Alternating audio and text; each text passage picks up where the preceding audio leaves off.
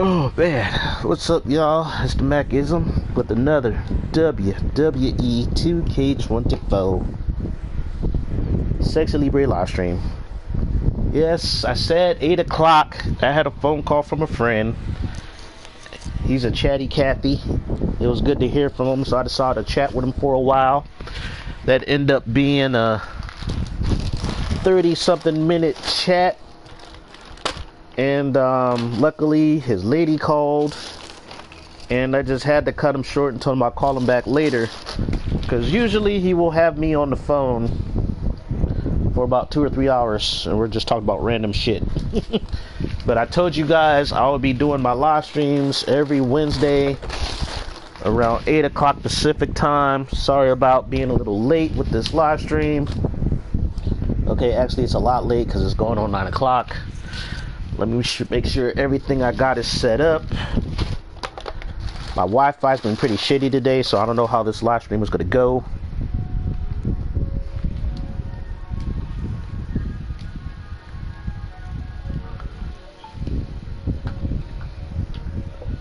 Ooh, excuse me. Alright. My phone hooked up. Let me get my music set up. I believe my controller's charged pretty well.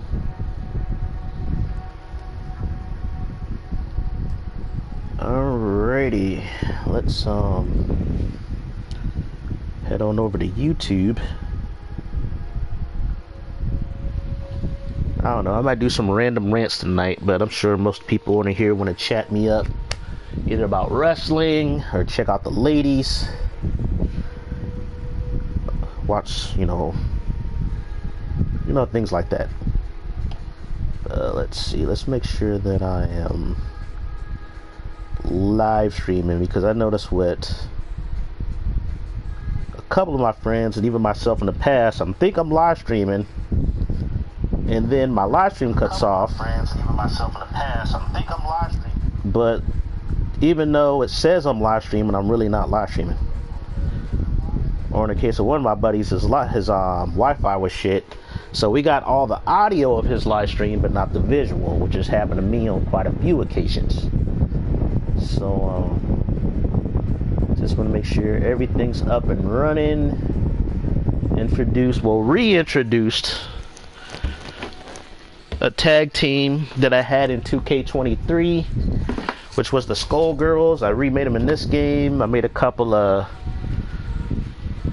entrance Titantron videos for certain wrestlers. I've been working. I haven't been investing. Even though I put time in this game, it's really just testing and fine-tuning cars and not really setting up the universe or anything. So I might be doing just some exhibition matches before I set up my cards for my universe. And universe is bugged. Even though they had a recent patch, they did have a patch 1.05 did happen. Let me go back to my title screen. Let me verify. I believe it did occur. 1.05 did happen. They made some fixes to the game, some stability fixes. I forgot what all the fixes were. They were some fixes. I think my main issue is, like, whenever they do these things, what I'm afraid of, they'll mess something up in the game. And I noticed that in certain arenas, especially my arenas with my my modded refs, the gameplay is really choppy. I noticed it gets really choppy as far as frame rate when I play tag teams, but I noticed when I play in the in-game arenas, it's not so choppy. You know, it's pretty smooth, but when I'm playing in my created arenas or modded arenas, like the in-game gameplay and movement is pretty choppy. What else did I notice about the game? I don't know. I haven't played Showcase yet. I haven't touched... did I even touch my faction? Yeah, I touched my faction a little bit. I beat my Rise. Haven't really touched my GM. For you guys watching my channel, let me know if you want me to do my GM. Who knows? Maybe you guys want to participate if I do like a my GM mode and you guys want to just book stuff you know, off the camera or whatever, or I could do it solo. You guys can help me out with my booking. But yeah, rounding out the roster. Actually, I need to check how much space I'm taking up on this thing. Let's see. So I'm at 377. Let me see how much that Titantron videos that I created recently took up. See how much space they took up. Yeah, some shit takes forever to load. So Angelina Black's was small. BBG. So yeah, Wildcat Suzuki so far is taking up the most space. I usually try to keep them under 30 megabytes with my Titantron videos, but so far 1, 2, 3, 4, 5, 6, 7, 8, 9, 10. So that's 10 girls on my roster that got Titantron videos. I might make some simple ones. I could do a Titantron tutorial for those of you who want to know how to make Titantron videos. I know there's some people, they do Titantron tutorials, but that's just to make like Titantron videos for the wrestlers on the roster, or created, you know, real wrestlers in real life, how to make their Titantrons, but nobody's giving tutorials on actually how to do, you know, Titantrons for their own created wrestlers, and how to, you know, deal with the highlight reel. The highlight reel kind of changed how they do it this year. Actually, I think it went back to almost how it was done in like 2K20. The video is weird. It's kind of choppy when you do the highlight reel replays. It's not as smooth as it was in the past. And I noticed that some of the highlight reel videos, they get cut out when you do make them a part of the entrances. Like the last maybe fraction of a second or a second will get automatically taken out. So you have to do some extension on how to, on your highlight reels, in order to put them to get the full animation on there. Yeah, let's delete those. It's going to take off about 25 megabytes, hopefully. I need to make, well, how many more wrestlers I gotta make? I got majority of my main eventers. I think I gotta make, let's see, how many more Titantrons do I gotta make?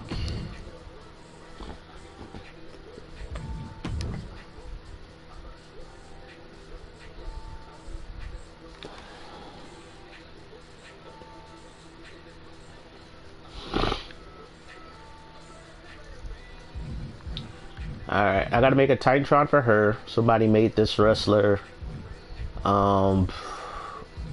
She had a, well, I didn't really make, she kind of had, I don't know, he had hella makeup on her face and had her hair like multiple colors. I got rid of some of her tattoos. He had some weird kind of textures on her that made her look, I kept majority of the tattoos, but he had some textures on her that just looked kind of off. Here, let me see if I can show you what I'm talking about. I don't think I edited her other attire, what the original created wrestler looked like. Yeah, that's what it looked like. So she looked a hot mess. I just like the, you know, the little, I got the textures, the fishnets and the bottoms. That's where I really wanted it for, where I really downloaded. The cool thing about this guy, shout out to him, he made this created wrestler re-uploadable, but he put this texture on her boobs that doesn't match her skin tone. So it's like, I could probably adjust that to make it match her skin tone, like no problem. That's kind of an easy fix to do. But like I said, I kept about half of her tattoos. The other half I deleted because they were just taking up space. They just seemed, they were doing too much, too they were not really necessary. Gave her short hair, got rid of all those funky hair colors, that extra face paint on her, things like that, and I just made her sort of like my ref. I did kind of keep that texture, but I brought that skin color back. he had about like one texture too many on her chest. So that's what kind of, you know, threw everything off. But I just, you know, just simplified her look. That's all I did. Her look was doing too much for me. Too much. You know, shout out to that creator though for allowing people to re-upload her.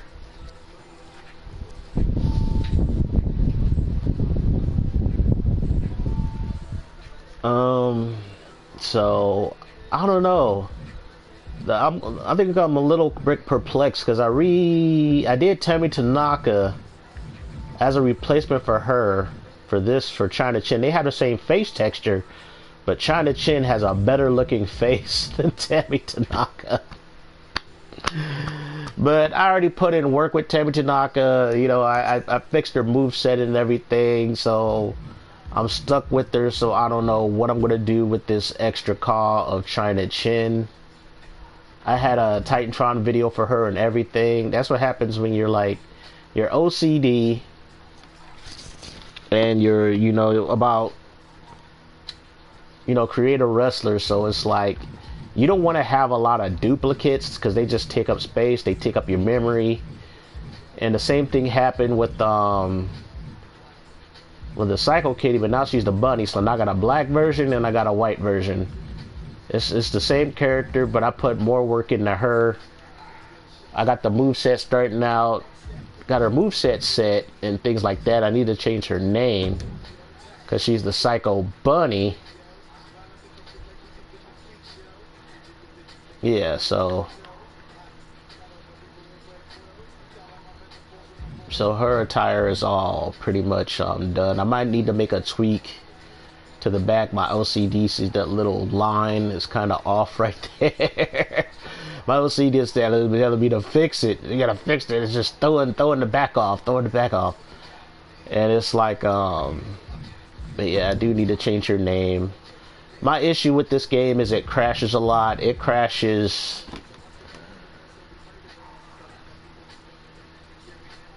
not as much as 2K22. Actually, well, 2K22, you can avoid the crashes as long as you don't make any body or face adjustments. But this game, it's the same issue. If you make a face adjustment, if you change a body color after tweaking the outfit or the clothes, this game will crash. And create a wrestler, it crashes way too much for my taste. It does. I do not. Like I said, my biggest pet peeve with these games, the last 2K20, 2K22, 2K23, 2K24, is that they just crash too often. These games should not be crashing at all. Not if you're paying $65 and $76. Yeah, they added a quick save to the whole, you know, this whole menu. When you go into attire, you push triangle and it'll do a quick save. And basically that alleviates the frustration of you having to go all through the menus and save, and it doesn't save and the game just crashes, a blue screen, and bring you back, kick you out the game to the main menu. So this just alleviates the frustration, but it's still frustrating because it even crashes when you do the quick save. So yeah, if you're all about the creation suite, you're still going to be disappointed in these games. It's like they need to overhaul the creation suite. It's like they built it over junk code. It's unstable. It's very unstable. And they know they would have to just tear everything down and rebuild everything back up again, which is hard to do when you're doing a game that you have to release like every 9 months. Now your development cycle is probably 6 to 7 months, because it's a yearly release. They'll take probably about 3 months off after the game comes out, and then they're already, after those 3 months, they're back to developing the next game, as far as putting, just building on top of an already janky engine. So yeah, that's my main issue with this game, you know, so far, is just that. It's very annoying. It's like if the game didn't crash so often, then I could tolerate some of the issues it has. Let's make her a couple of crowd signs while I'm here.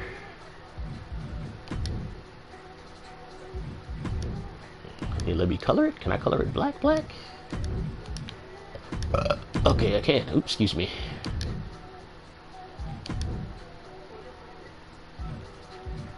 Alrighty, I did download some new custom images. There we go. Playboy can sue her for this shit. But I don't think she cares.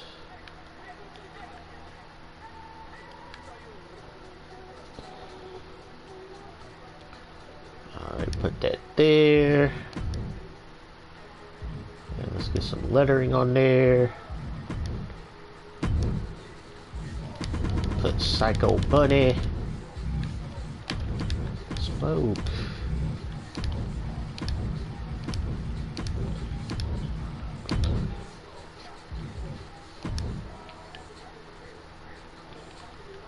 But yeah, that's my issue with the game, just constant crashing as far as the creator wrestler and the universe mode being bitchy and crashing when it comes to certain rivalry animations. And then my other issue is the fact that the game get kind of choppy when you have like when you download modded arenas, or if you have, in my case, modded referees. But I'm gonna do some testing with some matches tonight to see how that goes.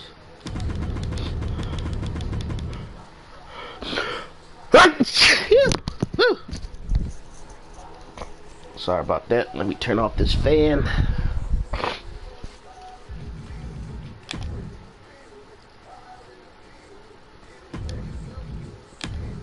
I don't know if it's RAM.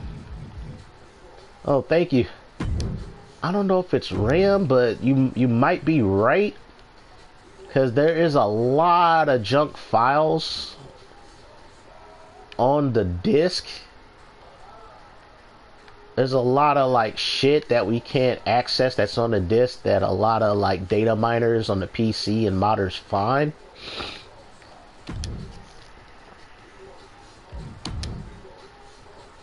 So that could be a RAM issue. I don't know. The only way I can really test that, if I got access to a PS5 and have the same setup with the same modded arenas and stuff like that. That's the only way I can really, you know, say that, yeah, okay, maybe the PS4 just can't handle the game anymore. That would be the only way that I could verify that. Yeah, just gonna get up some random signs until I make more for her. Let's see, but got some new wrestlers, got one tag team complete. I haven't played with other people online in this game. In 2K23 I have single matches. My Wi-Fi isn't the best. I'll have good and bad days. Like, even on a decent day, I can't do multi-man matches because they're just a lag fest. It's a lag fest playing this game online if you're playing with more than like 3 people in a match. So any elimination chamber, tag team matches, and most people who want to do tag teams, they do what's that one called where you just have, yeah, tornado tag, where you have everybody in the ring battling each other. They just do a lot of tornado tag matches. And usually when you join people's games, it's usually like 2 friends playing with each other, so they like to gang up on people. And a lot of people use created wrestlers. They have the most cheapest moves in their move sets. You're going to get a lot of running spears. It's like they'll spear you before you even fully get up off the ground. Granted, I noticed with the patch in 2K23 and even in this game, they kind of to where you can't spam that anymore. Like, your move will hit, but it won't knock your opponent over, and then you'll fall down after the move and you'll be at a disadvantage for trying to spam, you know, running attacks. And before a wrestler has fully gotten up, the game does punish you for that. So I'm happy that they put that in. It kind of just, it sucks as a player. You're against the computer. Yeah, the spamming, man. The spamming is so rampant online. Don't get me wrong. There are a handful of people. It's like I'll turn on my mic and I'll set up a game and I'll let people know that I'm just like, hey, let's just put on an epic match. It's like, I don't really care about winning or losing. I just want to have a really good competitive match. It's like, hey, do you want to work a match? You know, it's like you have to beg people and ask them if they want to work a match. Otherwise, they just want to just beat you as quickly as possible and embarrass you in the process. It's like, just because they added, you know, a little bit more variance in the game to where you can play this game like a fighting game, doesn't mean you should play it like a fighting game. I had Divinity Original Sin 2. I think I played it, but then I traded it in. I know I got Divinity Original Sin 1 in my digital library. I just don't have it downloaded on my console. But I think, did somebody buy this? I think somebody bought it because I work at GameStop. I know we had 1 and 2. I don't know, we might still have it. We might still have it. Yeah, it's like if you're playing with friends, it's like you'll have like an elaborate stunt show before you decide to get serious and try to go for the pin, you know? But, you know, people online, all the matches are pretty much ranked matches. You have 1, but you got spoiled with 2. Yeah, 2. I think I like the aesthetics of 1 a bit more as far as creating your characters. I think I like the character designs better in 1 than I do in 2. Because in 2, it's like, to me, all the characters are ugly. No matter what race or whatever you chose, they were just, I don't know, visually, I didn't care for the look of 2. Gameplay wise, gameplay was good in 2, was really good in 2. But the visuals I didn't really care for. 1, gameplay was aight, but I like how you can customize your character. You had more flexibility with the character creator, a little bit more, in my opinion. I don't know, I can't speak for anybody else, but in my opinion. Alrighty. I actually finalized that 1 that I called Omega Woman last week, but I made her Crystal Bunny. But let's see if I can do a gameplay simulation and it don't look choppy, because that was my issue. The last night and earlier today, the gameplay was choppy, and I was like, what the hell? Why is it choppy? This game was buttery smooth like before the patch, and now the frame rate is shit. The ring is like, what happened? So that annoyed the shit out of me. It's like, ugh. That's one thing I hate. It was like, people don't know how to patch their games anymore. They be just rushing out patches. So yeah, I have to ask your opinion, Meek. Which one do you prefer? Do you prefer chocolate or vanilla? Because I made, basically, I noticed I'm lacking a little bit of chocolate on my roster. You know, as far as like, black women. It's like me, I do like Asian women, I do. That's my thing. Yeah, I like Asian women. And so I was like, you know what? I need some, you know, some melanated women up in here. So I decided to turn Omega Woman, who was Psycho Kitty, Psycho Bunny, decided to make her, you know, a little more darker complexioned.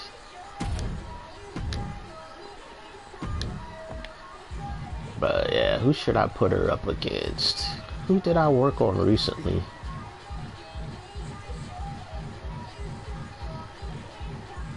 I'll probably do the tag team match with the Skullgirls after this match. I did download, yeah, this is the, yeah, I think I tweaked her attire. I tweaked her attire and I gave her a Titantron video. So I'm gonna probably put these two in the tag team together.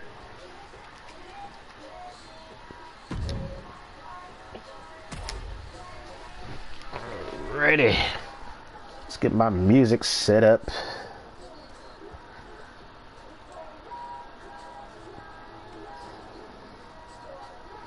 Because the soundtrack in this game is ass.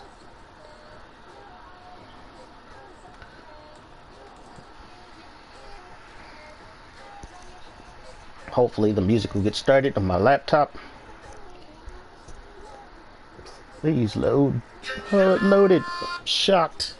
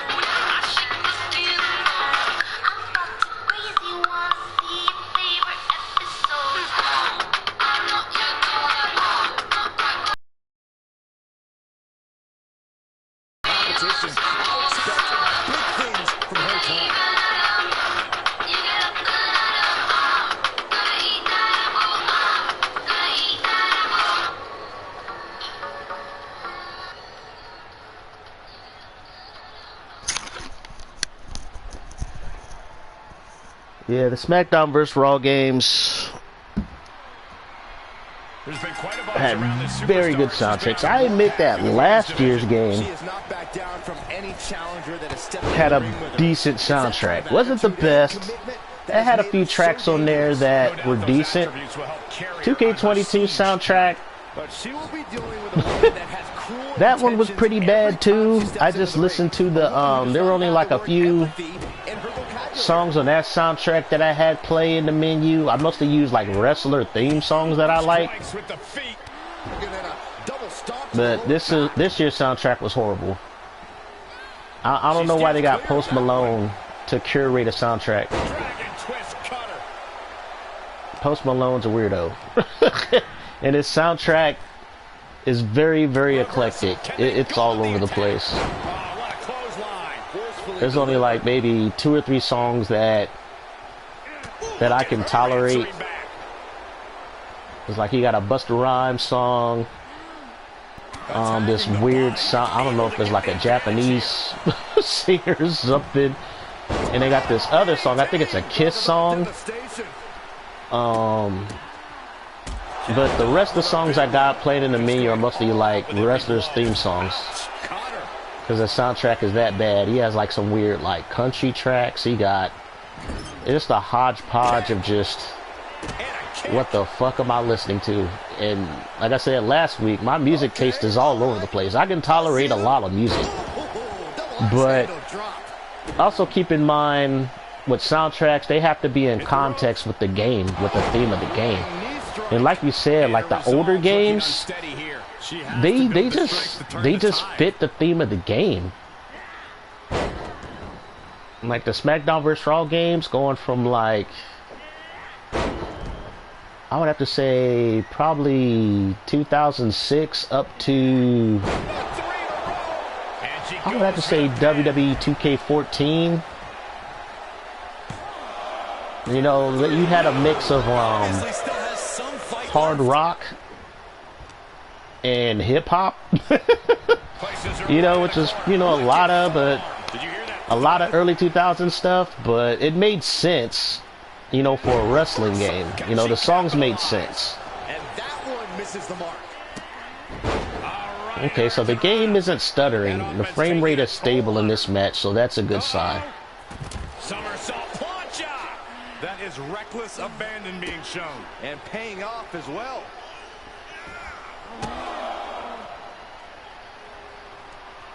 Yeah, the track should get you in the mood. Definitely. Definitely. Uh-oh, arms are trapped. No way to protect themselves. Oh, stop it, stop it, stop. Jeez. But as soon as you turn on this game, if it's like any song outside of Busta Rhymes, it's like, it's just, okay, what the fuck am I listening to? Yeah, the songs have no context to, you know, the content of the game. I think he had 2 songs on here that he did on this track that he did, and the rest is just, I don't know. You may like some of the songs. It's like I said, everybody's tastes differ. So it's just my little opinion, my personal opinion. It's like, it's hard for me to shit on it because I don't know what people's taste is, but as far as my taste, yeah, this soundtrack is ass. I'm not the only one either. There's quite a few people on like boards and YouTube channels that say, yeah, this soundtrack was ass.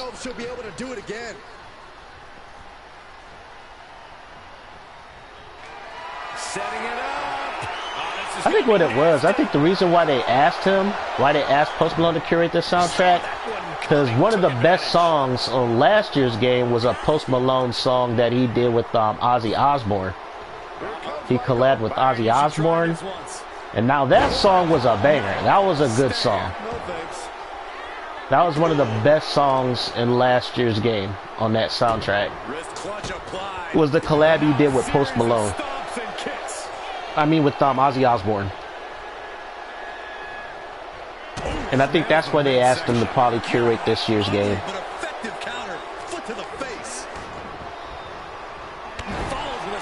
Dang, these 2 girls are going at it, boy.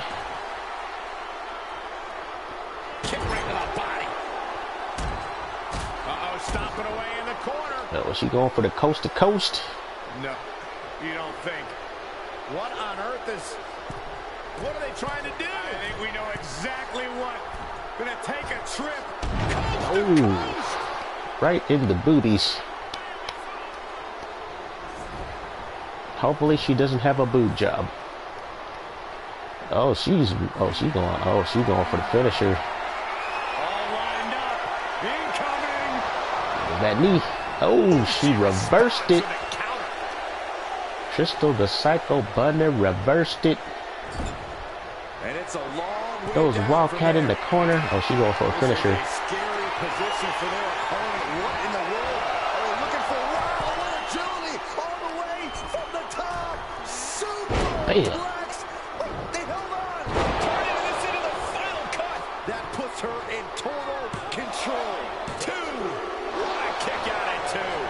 it's just, I don't know, I guess it's just a, you know, the sign of the times, man. It's like, I think a lot of people are kind of not liking Western forms of entertainment in general. Yeah, usually mute it and play my own stuff, yeah. Especially when I play video games nowadays, I'll just have my little hard drive hooked up to my PS4 and have music playing in the background. Shoulders up. How did that not end things for her? She's showing incredible resiliency. And that result leaves everyone shocked. But will the shoulder come up if that move hits one more time? Every person in this capacity crowd is on their feet. And with good reason. Yeah, I gotta do some more tweaking with some of these movesets. Like this move, I think I got on like 5 or 6 of my 12 wrestlers, so I need to get that move off of some people. It's a good move though, especially online. That little kick them in the back and twist their arm. It just gives you momentum back, and it builds up your meter pretty quickly. Your what do you call it? Your signature meter. Well, the meter that pretty much controls all your special moves. It controls your paybacks, your stamina. Well, not your stamina. It controls your paybacks, your signature moves, your comebacks, and things like that. Yeah, your special meter bar. Not your finisher bar, your special meter bar. It's like I took it out the HUD. I don't like having all that clutter, you know, on my screen. Especially when I'm simulating matches. It's like I like the random nature of not knowing when you have a signature or a finisher, and whether or not you can use your abilities or not. So it adds like a little bit more challenge for me playing the game, I guess, blind when it comes to the meters.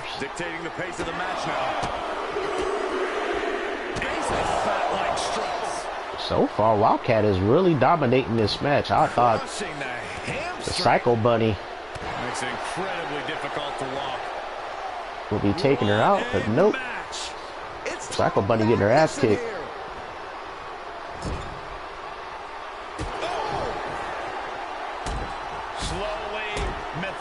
My God, this is just an ass whooping. Psycho Bunny ain't countering none of Wildcat's offense.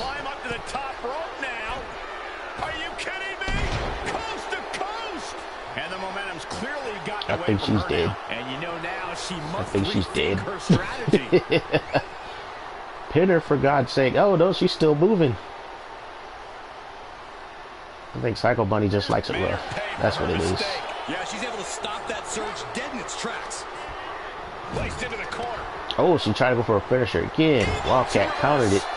They're just countering each other right now. Oh, move out the way, ref. Uh-oh, did Psycho Bunny come back? Does she know where she is? Oh, she's hyping herself up. Top rope. That is tossing your own body around without a care, taking no account for their own well-being. She throws her back in. Oh yeah, did you see the highlights of WrestleMania? WrestleMania, I only watched the highlights. And it's weird with WrestleMania being 2 days for the past, what, how many years now? Since what, COVID? Maybe a little bit after COVID? Maybe the past 4 years. WrestleMania has been a 2-day event. So Wildcat wins it. She beat the shit out of Psycho Bunny. But yeah, WrestleMania was pretty lit from what I've seen of the highlights and the matches that went on. If they release it on Blu-ray, I might just pick it up on Blu-ray to watch it. Even though you can't watch the highlights on YouTube if YouTube haven't taken them down yet. Well, if WWE haven't went after people uploading it. So it's an instant classic, even though that was probably just the longest squash match ever. That was just, Psycho Bunny just didn't want to try her hardest to not lose. She kept kicking out when she should have just took the pin. Alright, I'm gonna debut the 2K24 version of the Skullgirls. Hopefully this match isn't a choppy hot mess. Yeah, that was a beating. That was almost a hate crime. Alright, let's get the Skullgirls out here. I think the good thing I like about this version of the Skullgirls is they have, I think, just better moves. I think that's just it. Oh, you need to watch them highlights, man. Cody Rhodes, finally a Rhodes won a major championship, because his father, Dusty Rhodes, he never won a major championship. His brother, Dustin, aka Gold Dust, he never won a major championship. So Cody Rhodes is the first Rhodes ever to win like a major championship. And how it ended was a very good story. They've been building on this storyline for like the past, what, 2 years? Ever since Cody came back to WWE. With him and Roman Reigns' family. They even got The Rock involved. John Cena showed up in the match. The Undertaker showed up in the match. So yeah, it was pretty insane how WWE booked it. Yeah, tag team championships, that's considered like a minor card championship. It's like a major championship if you win the world heavyweight. But Cody, he won the Universal title. They united both the, well, no, they have a separate heavyweight championship belt now. But the Universal title is when you united both the Raw and SmackDown titles, like around what, 2018, 2019, they united the belts. And so that was the belt he run off of Roman Reigns. Roman Reigns has had, what, like a 3-year run? 3 or 4 year run with the title. And Roman Reigns is like the cousin of The Rock, so The Rock came to help him out. Had this whole bloodline storyline, and it came to a close at WrestleMania. So Cody Rhodes finally finished the story, and it was good. So now WWE is saying they're in a new era right now. But it was good to see Undertaker and The Rock doing what he does best. Even The Rock, he did stuff in the first night. He was actually in the match and took some bumps. People were like, oh, we don't expect The Rock to do much. But no, he did quite a bit. You know, he did quite a bit. He did his part in the ring. He had one of the coolest, like, entrances for WrestleMania I've seen in years. So that was pretty cool. Oh, yeah, who was I teaming up Big Booty Nikki with? Oh, yeah, Tammy Tanaka. That's right. There we go. Put Tammy Tanaka and her little maid gear. Got my maids here against the Skullgirls. Alright, let's get this match started. But yeah, WrestleMania was pretty good. Pretty good from what I've seen based on the highlights. Dang, I forgot what song did I have these. What song? Oh yeah, I think I had Baby Metal. Type yes in the chat if you guys heard of Baby Metal. Love me some Baby Metal.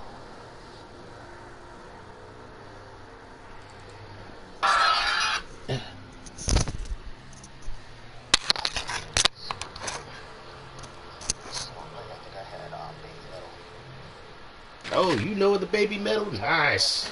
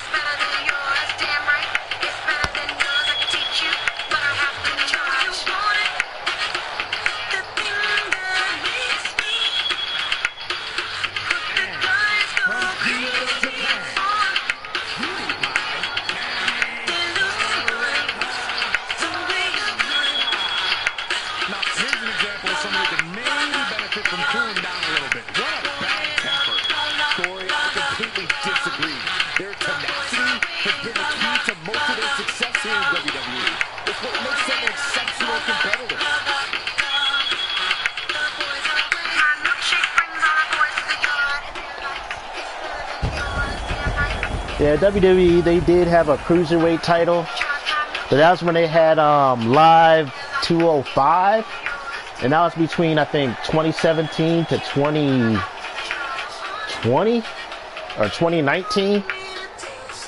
That was when they made a separate show for cruiserweights to compete with Lucha Underground. Dude, now that was a show. It was, I think, Robert Rodriguez, the guy who made like Spy Kids and the Desperado movies. He was the producer of it. It was like, it was a wrestling show and a sitcom at the same time. But they had a lot of like Mexican wrestlers from CMLL, but they had some former WWE wrestlers. They had Rey Mysterio was on the show. They had John Morrison. They had Alberto Del Rio. So it was like a mixture of like Mexican luchadors. Try the Hurricane Rana. Yeah, Lucha Underground was good. I think I paid attention to like the first 2 seasons, and then I started falling off around the 3rd season.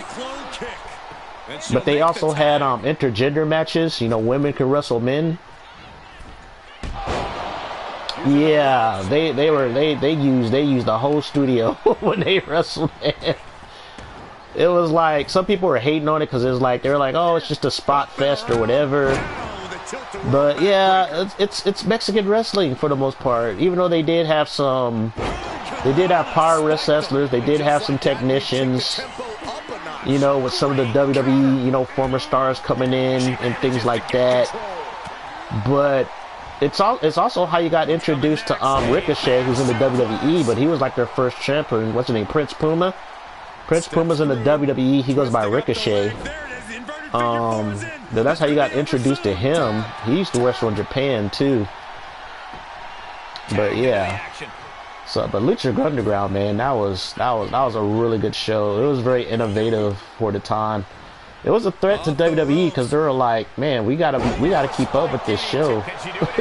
The only problem with Lucha Underground, it was on a channel that you had to have a certain cable network to actually get. I think you had to have dish or cable in order to access that channel. And the only other way you would catch it, if you're lucky enough to find somebody upload episodes on YouTube, or you would have to U-torrent it, like whole episodes, get it off a U-torrent. But yeah, Lucha Underground, that was a great show. But so far this match, yeah, this match is choppy. I was expecting it because there is some visual frame rate issues when you do tag matches. This went all the way back to 2K22 and even in 2K23, especially in large arenas with a lot of crowds, the frame rate takes a dip. Just the power into a military press. It's not as buttery smooth. It's kind of jittery. Big forearm. She did her homework there. And so far, the Skull Girls, who are twins, twin sisters. More about insult. Just mocking their opponent right now. Total disrespect. A shot like that to the ego could really shake you up mentally. I think my only other issues is like the AI in tag matches is weird. Instead of like tossing or Irish whipping their opponent in the corner, they will drag them to the corner.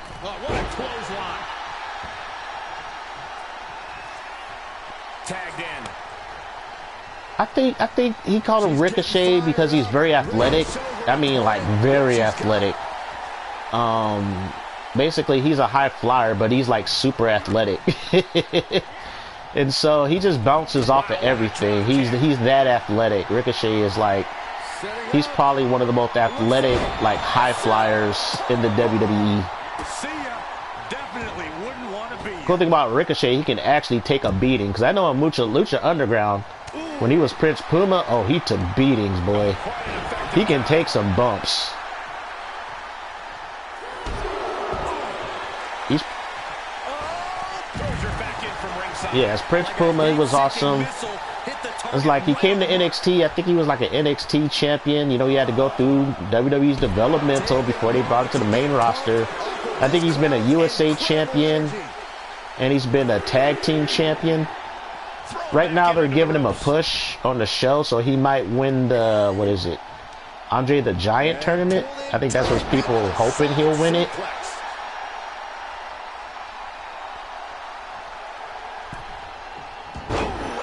I think what was funny is my buddy who said Tammy Tanaka, the girl in the pigtails right now in the maid outfit, that she was ugly in her first attire, but he said, oh, she's kind of cute in this attire with the pigtails. You know, with the ponytail kind of hair. I said, oh, okay. He said also helps that she's wearing a mask. I was like, oh, that's fucked up.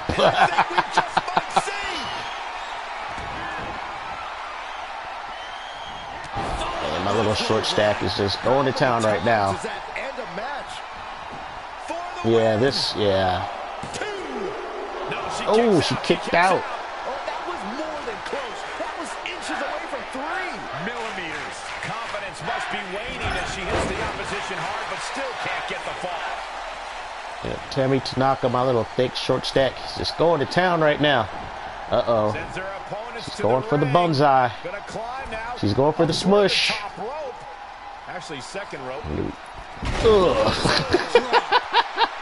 Smushed. Just booty all up on your chest. What next? Setting up. Oh, basement drop kick. Maybe not, maybe not. Oh, she's going for the roll up. 2. Oh, kicked out. Oh, dodged the kick. Oh, they both trying to go for a scissors kick. Cinched up, crush. She's got it. Got her shoulders down. Going for the pin. 1, 2. Oh, kicks out again. Time to wallow in disbelief. Pressure must be kept on. Carefully placed stomp to the arm. Tammy Tanaka's gonna tag in her niece. We got Big Booty Nikki coming in. Is she going for a pin too? And then we just, oh, no. Oh, dodge that.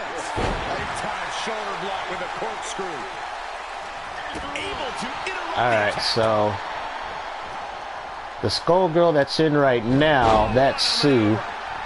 Her tattoo is on her left arm.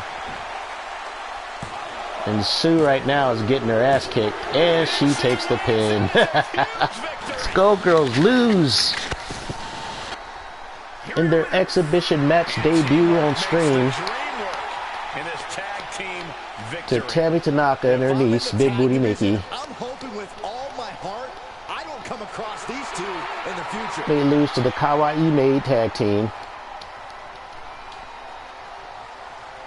I admit the Kawaii Maid tag team are kind of OP. They're both 90 rated wrestlers. Yeah, that was quick for a tag team match. That was quick. Alright, since we're gonna put our little maid tag team against somebody else. I got another tag team in the works, even though they're not an official tag team per se, but they can be,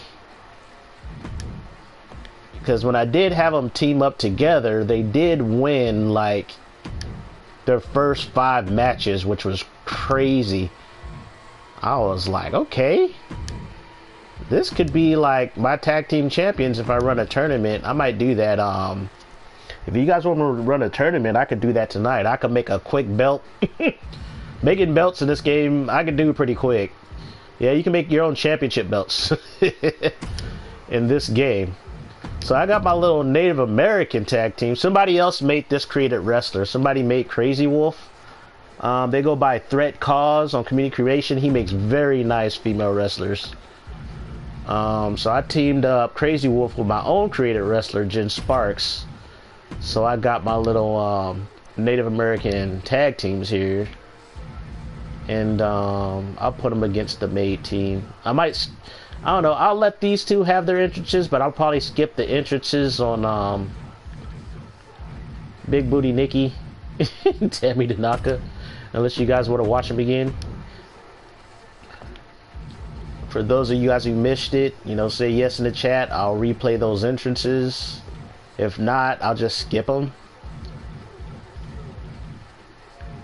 Alright, so we got, can they go 2 for 2? But I gotta admit, Jen Sparks and Crazy Wolf, they are brutal. They are brutal. I was like, man, it's just not fair. Whoever I put them up against just lost. Alright. I don't have music for Crazy Wolf, but I do have music for Jen Sparks.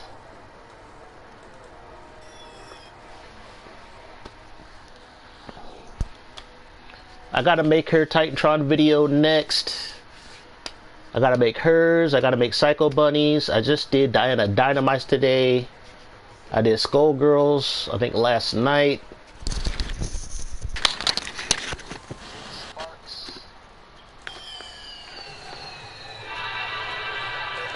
Oh, no, I have to Crazy Wolf first. That's right. I'll go with this one. The following contest is a tag team match set for one fall. Introducing first, from Colorado Springs, Colorado, the superstar. I'm happy, feeling glad I got sunshine. In a bag, I'm useless, but not for long. The future is coming on. I'm happy, feeling glad I got sunshine.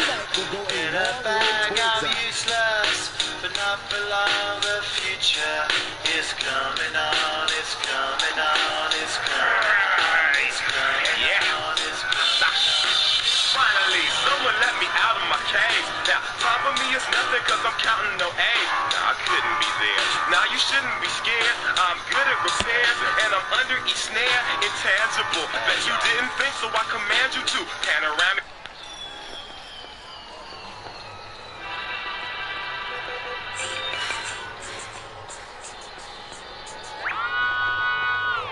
Blame it on the Lulu, got you in a Lulu. Blame it on the drunk, got you in a Zulu. Blame it on the alcohol, blame it on the The WWE Universe is on their feet for this superstar. They are ready for unapologetic high-intensity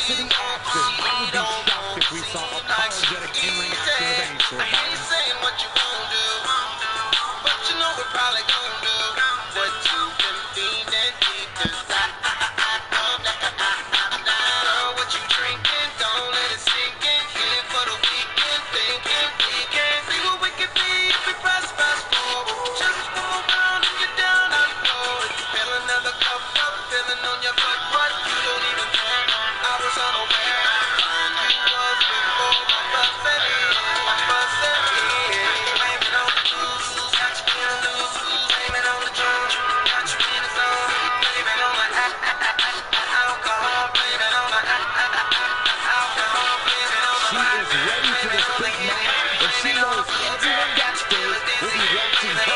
Make an impact.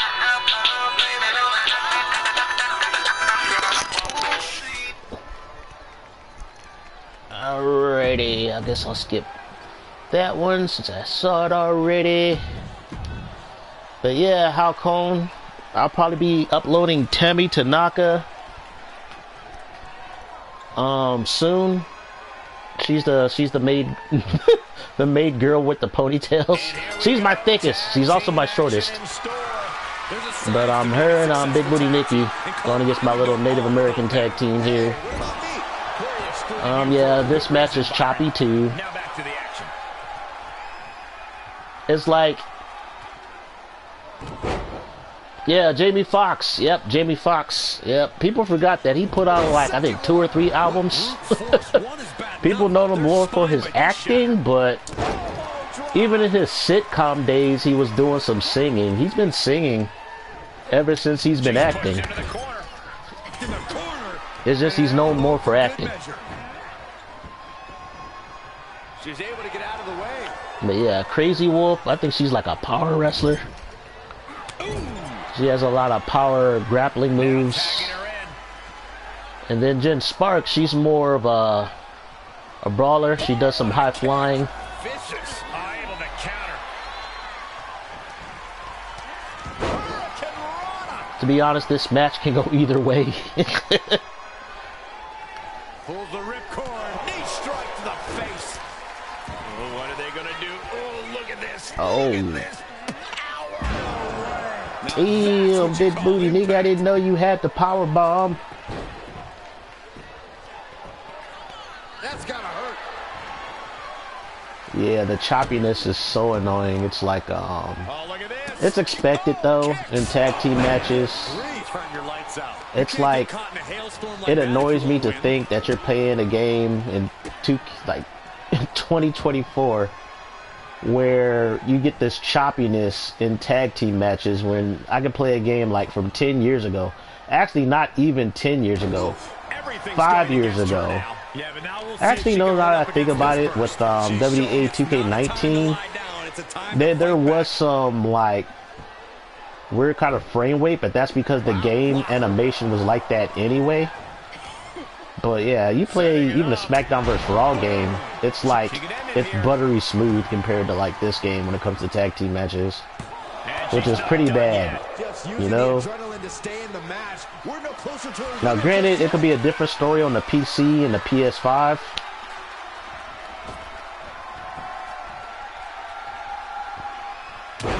But this is a modded arena with a modded ref, so that could be adding to the issues.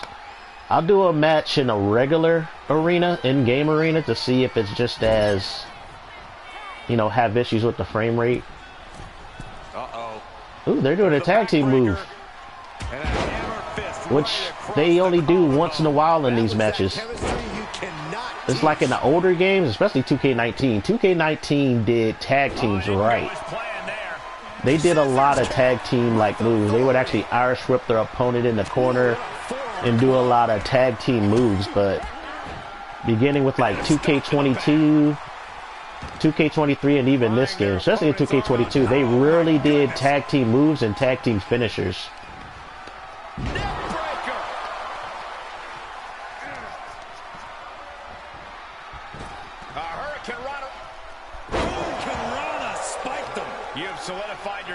Oh, you tried to type from blame it on the alcohol with the critters.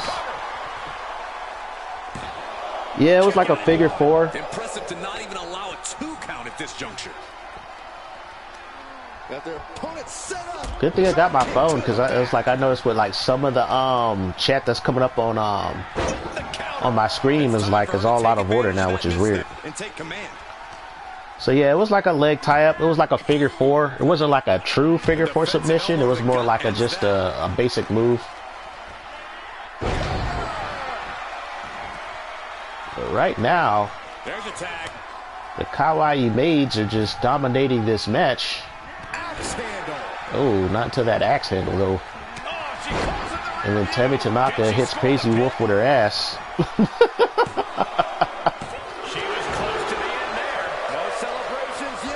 Ah, Crazy Wolf kicks out. They've got their opponent's arm. Yeah, usually I had a tag team match earlier today that lasted over 20 minutes. Here's your tag. Granted, they did tweak the tag teams in this game to where you don't have infinite, you know, breakup of the pins by your helper.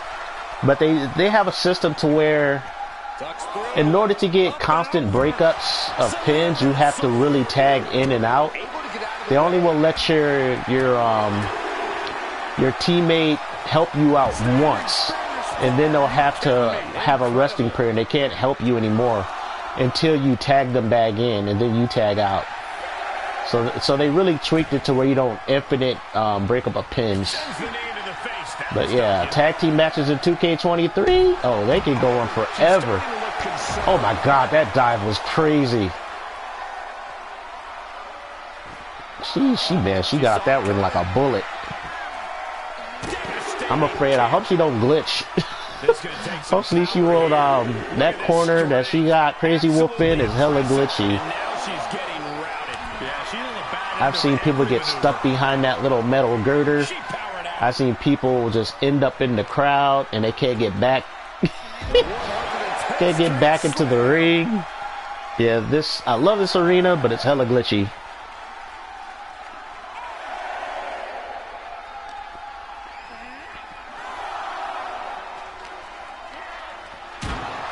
And you definitely want to set the countouts to 20 seconds, because if you set out for 10 seconds, and these tag team matches, they'll end in count out like half the time. So it's like you got to set these matches to 20-second countouts. Oh, she go with the chops. Combination across the forehead and right to the chest and then the throat. Wicked.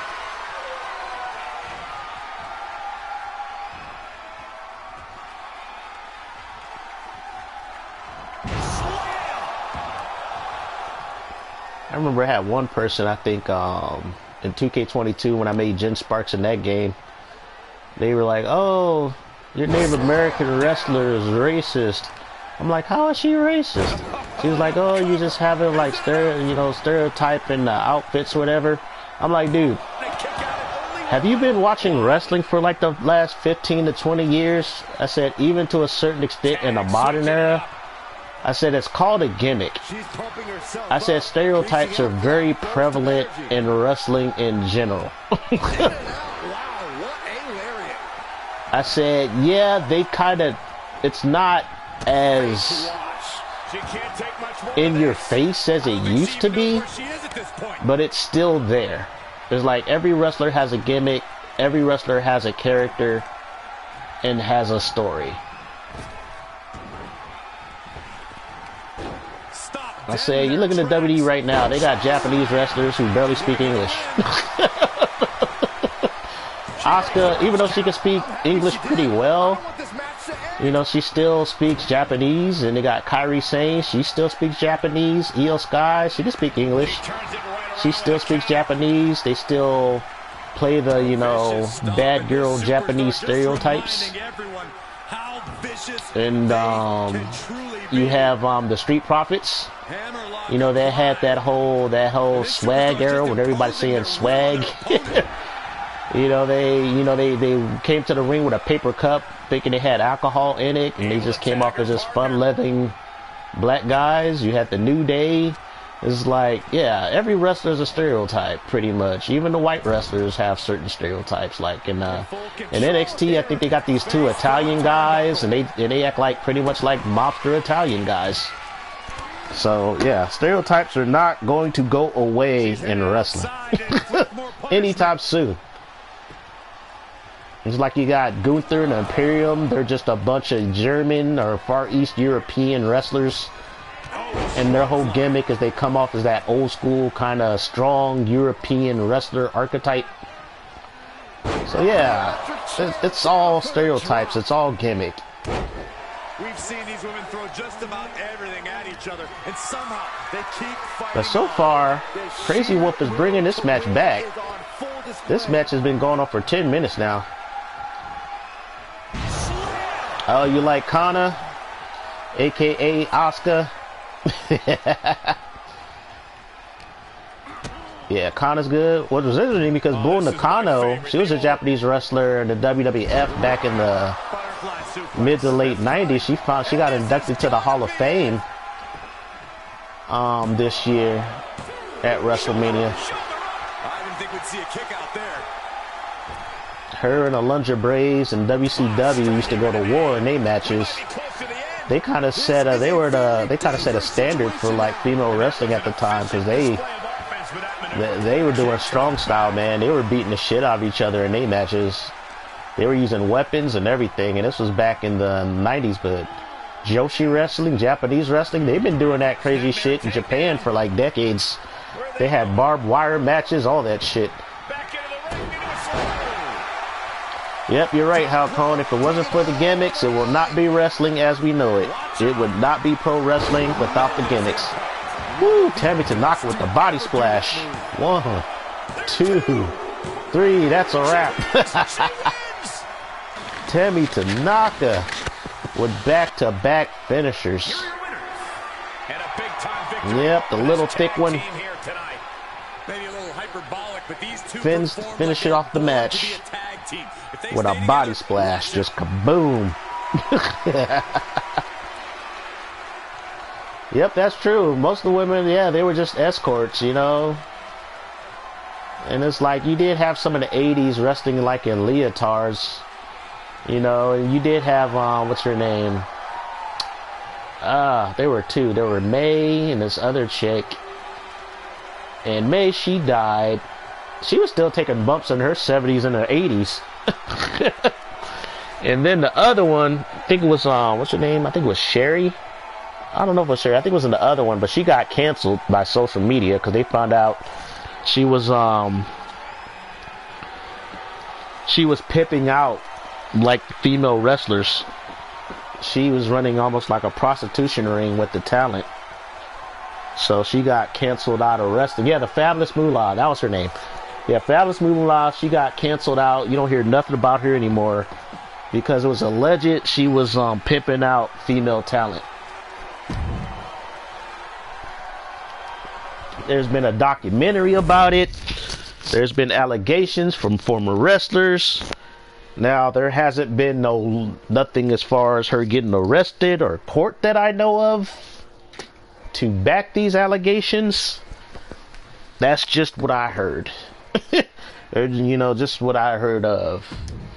But so far, my little Kawaii Mei tag team is 2 for 2. Oh, Sherry Martel. Oh, she passed away a while ago. Okay, Sherry passed away. And then I know Sunny, I think she's back in prison. I think she killed somebody. I think it was a hit and run or something like that.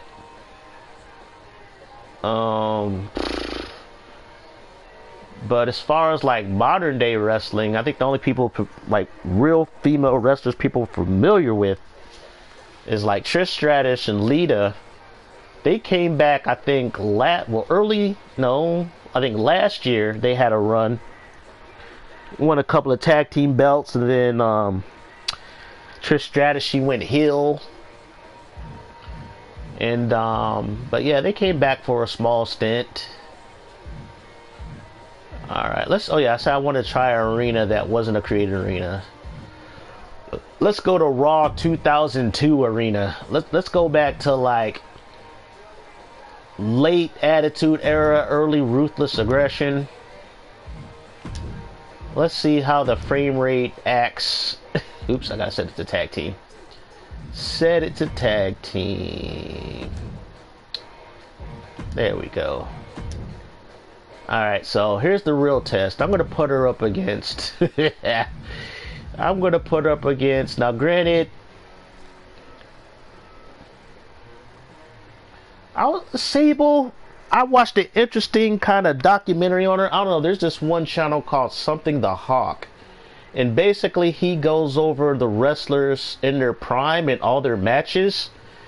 Now, if you watch his thing, Sable was not a good wrestler because he covered all her matches. It was like Sable, she didn't want to take bumps.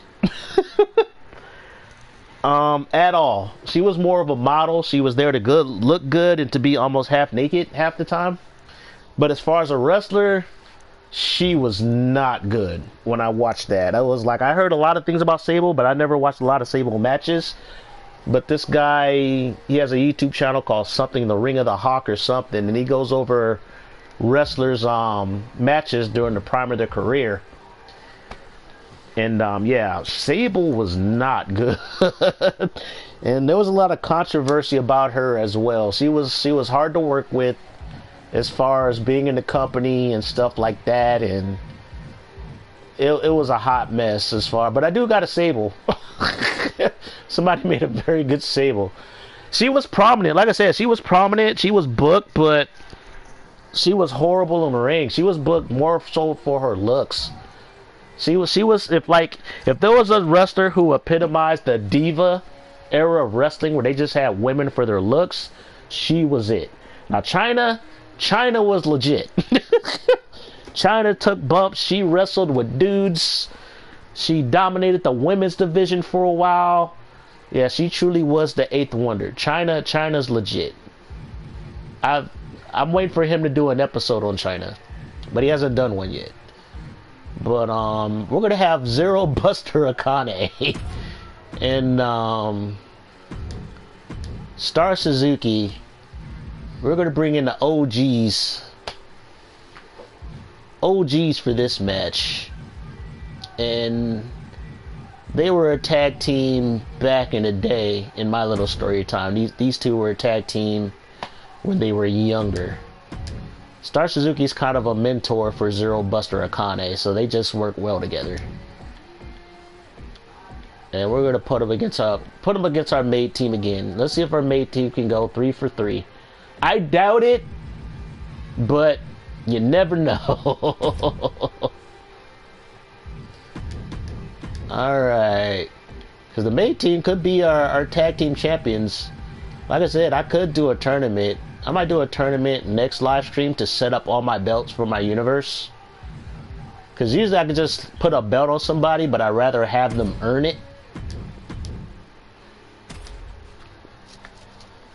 You gotta earn that belt.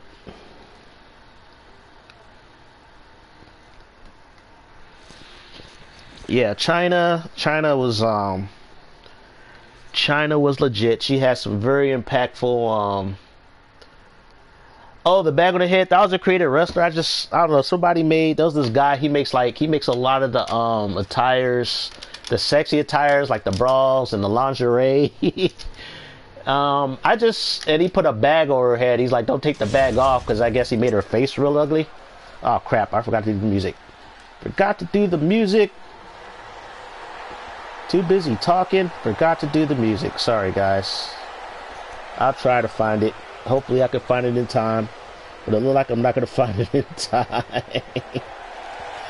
Oh, no music for Zero Buster Akane.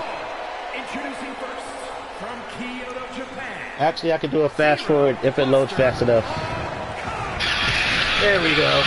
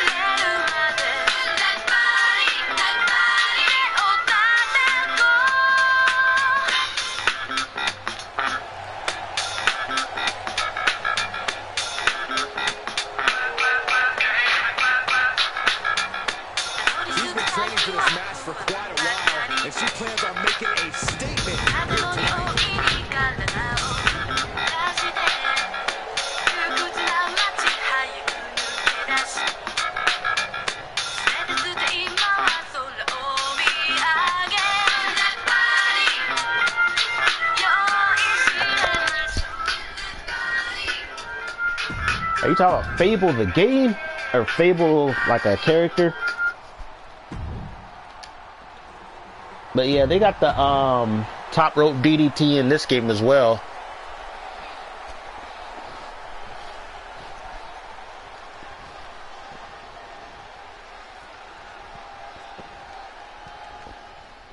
So many successful Hall of Fame superstars originally started out in tag teams. Byron, think we might see the makings of a breakout performer here? Oh, there's definitely a chance, Michael. But it's just as likely that we'll see a Fable the game. You know what? I was talking to my cousin like a couple of nights ago where I was like, I enjoyed Fable 3, and I think that was the most hated game of the series. A lot of people love Fable 1. Especially if you got the Lost Chapters edition on the original Xbox. A lot of people like that version of Fable. And then Fable 2, I know Peter Molyneux, he hyped the shit out of it. But still a lot of people enjoyed Fable 2. I did start a playthrough on Fable 2 like 2 years ago, but I haven't went back to it. I don't even know what to say about this. Fable 2, quite a few people like Fable 2. Fable, the first Fable, Vanilla Fable, it was alright. It was alright. It was like, I wasn't... Granted, I bought the game, so I did buy into the hype, but the game to me was just, It wasn't all that. It wasn't. It was short. I think you could beat, like, Fable, like, if you just did the story and none of the side stuff, you can beat that game in, like, 15 hours, 15, 20 hours. It's not very long. And then I think Fable 2... was around the same length. And then Fable 3, they made it a bit harder. They made it to where if you just breeze through the game, you didn't get the good ending. So with Fable 3, you actually had to make certain choices and do the whole economy part of the game. You had to do things a certain way, especially with the economy when you do start to run the town, in order to get the good ending. It's like if you avoid all the side shit in 3 that deals with rebuilding the town, you're gonna get a bad ending in Fable 3. Looking for a little bit of high risk here, it seems. Take off. Oh, that body splash, that frog splash, yo. And there's the save. Shit, we got. Oh my God! Springboard misses. Yeah, Fable 2. Fable 2 was interesting because they added the whole dog as a mechanic. And with me, like, I think I didn't play all the way through, but the playthroughs I did have, my dog always got killed, or my dog ended up getting lost, or my dog just left me because I would never feed it or played with it. Play with the dog. Up and around, down. She could pin her opponent right here. So every playthrough I had, even though I never beat the game, something happened to my dog. I could never keep my dog. It was weird. It was weird how that worked. But people told me if you're like logged in online,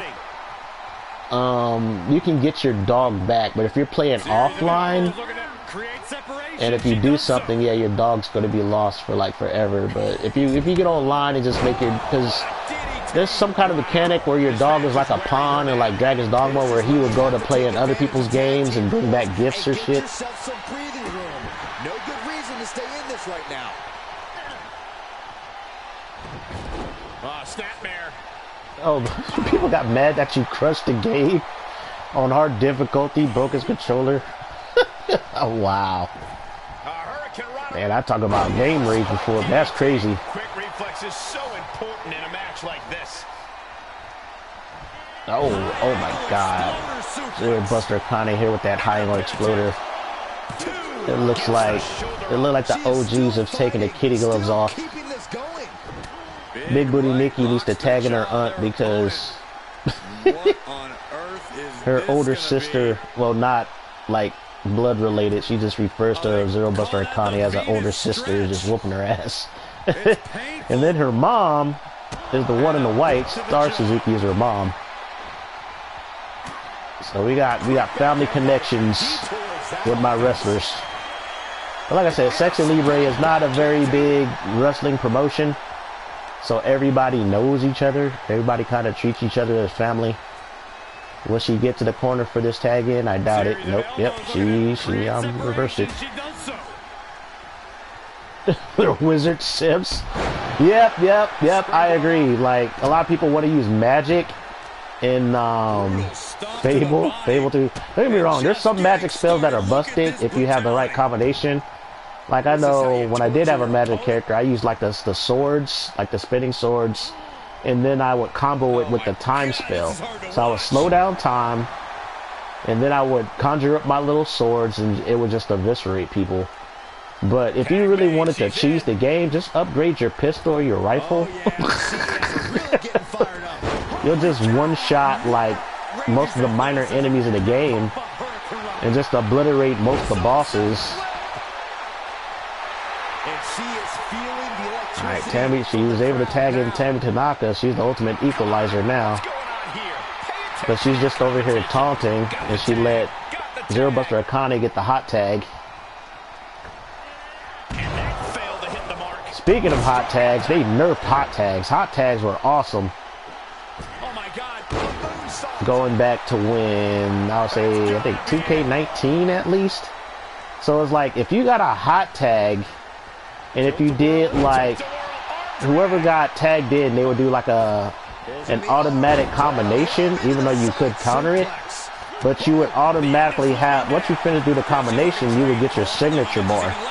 You could do a signature, but they got rid of that. I think they got rid of that in 2K22, 2K20.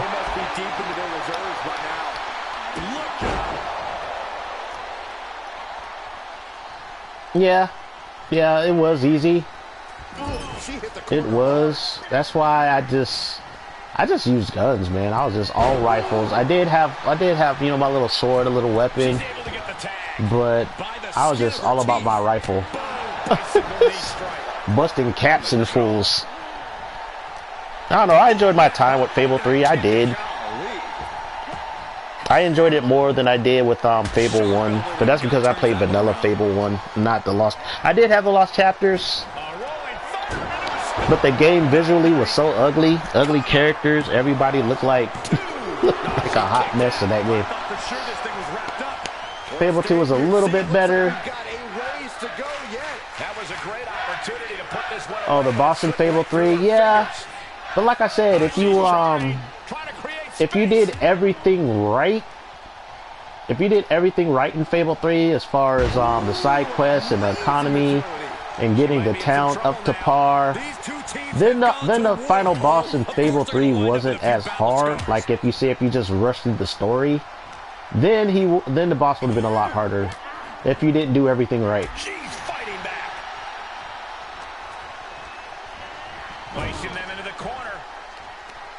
Like right now, Big Booty Nikki's wrestling against her mom. Oh, elbow to the face. And then Big Booty Nikki hits her mom with her ass. Oh wow, she even taunted her mom by slapping her booty. Oh yeah, the Connect game. I don't even know what became of that game. I heard they were working on another game. I don't know if it was a mobile game or something. Oh.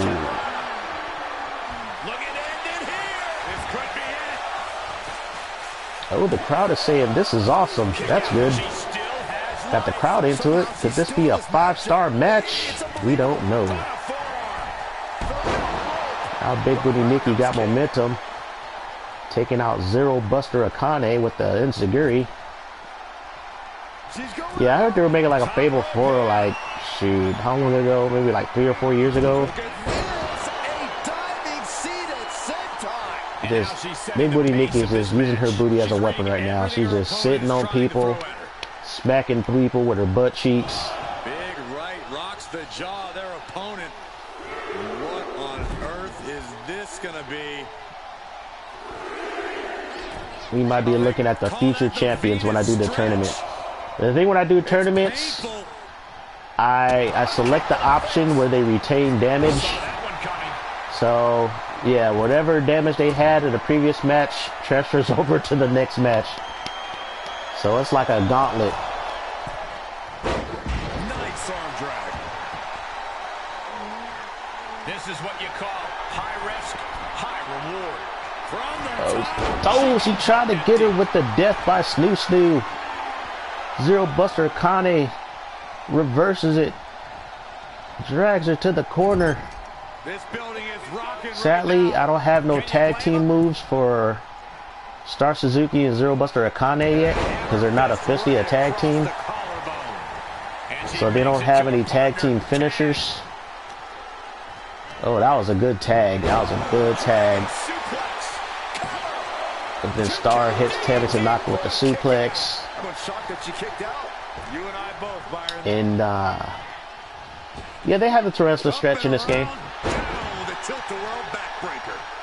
It's more like a basic move. It's not as an actual submission move. So it's like you can't lock somebody in it and make them tap kind of submission. It's more like you do the move and then you let go. So they're just botching all they high flying moves right now. Tag is made. Oh, she's tagging in back booty Nikki. Tammy Tanaka hit the hit her with the enziguri. Lost some of that energy she had earlier. Yeah, they stuck it out through this match, but it wouldn't hurt to go for the tag soon here. Kawaii Mage are just dominating Star Suzuki and Zero Buster Akane. Yeah, this move in 2K23 that Big Booty Nikki is doing was so busted. But you needed this move if you were playing online. You needed this move. It charged up your signature bar so fast, and it also gave you momentum. Gave you momentum back in matches. Tag is made. Oh, we got another tag. Oh. My goodness. How's that for a counter? Drop kick to the back. She starts. Oh yeah, yeah, Tajiri. This is what the purpose of a tag team is. Don't be afraid to I think the crazy thing with these modern wrestling games, the cool thing is you can go on Community Creations and you can download any wrestler from any era and basically recreate. Like, especially with this game, since they got that whole camera now. Here, I'll show you what I'm talking about. They have this whole thing where you can set up the broadcast camera in the middle of matches. Let me see if I can do it. So you can do it from the stage. You can do the old school camera where let's see, high east, high south. That is just pure instinct at this point. Where is it? Crowd north, crowd east. So you can set up the camera to how the camera was in Here Comes the Pain, and how it was in No Mercy, where you face the the entrance tunnel. Athleticism on the hook. A rope step. Boom. Throwing all caution to the wind. Let me pause it. I think I gotta set it in the menu. Let's see, options, gameplay settings. Was it here? Presentation options. So you go to, where is it?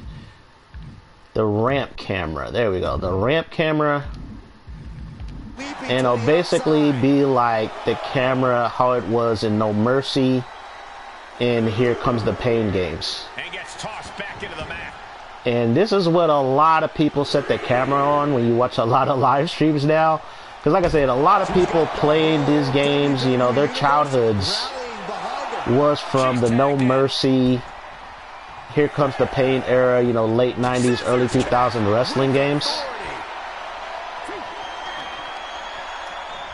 My only issue with this camera angle is they don't have a lot of broadcast camera cuts, which I prefer the broadcast with the camera cuts more so than this camera angle. to the knee.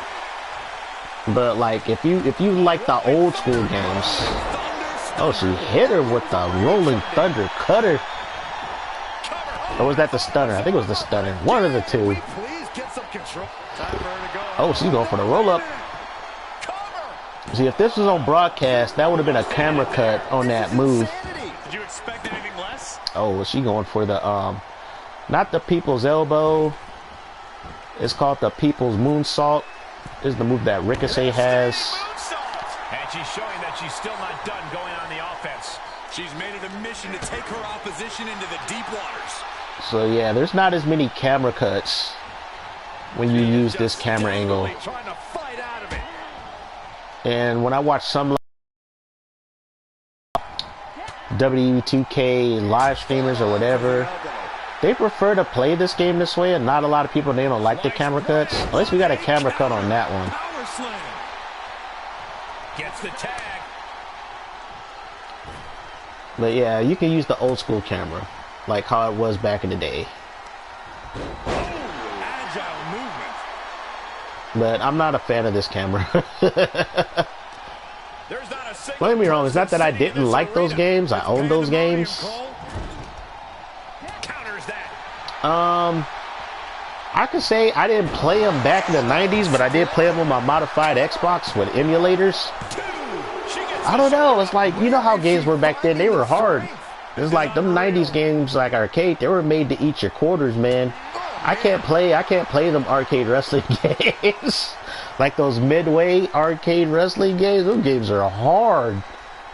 It's like, and plus, if you don't know the moveset, you know, arcade games, they didn't tell you the moves. You had to figure out the moves on your own. Shot to the gut.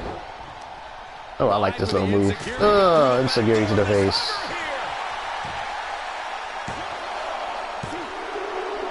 Oh, she beat her with the insecurity? What? Yeah, I do get a lot of matches that ends without a finisher. She beat her with a basic move, but I guess it was the freaking damage was too much for her to take. They may never lose a match.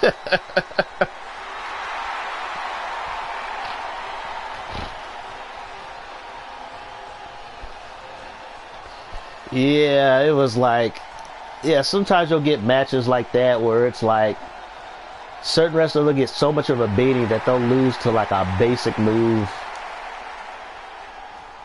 But I think if you want to make a match really interesting, turn on knockouts. And depending on the damage of your wrestlers that you have going against each other, shoot, a match can only last like 4 or 5 minutes before somebody gets knocked out. But then again, I had 17-minute matches where it took a while to knock somebody out. Yeah, DDT was a finisher, but now it's normal. Yeah, you'll see people taking DDTs like candy now, which is crazy. Dang, I think freaking the main tag team, they ran through half the roster. Oh, they went on a 3-match winning streak. That is crazy. They have really good chemistry. I'm gonna have to make them a tag team. But yeah, let's see what else I got on here. I need to make probably about 4, I'll say probably 6 more wrestlers whose DDT was my favorite.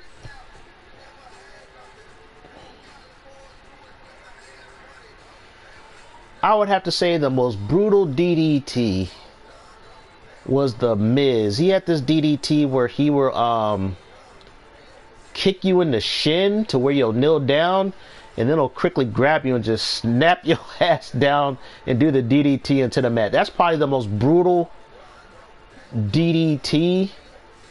He doesn't do it that often anymore. But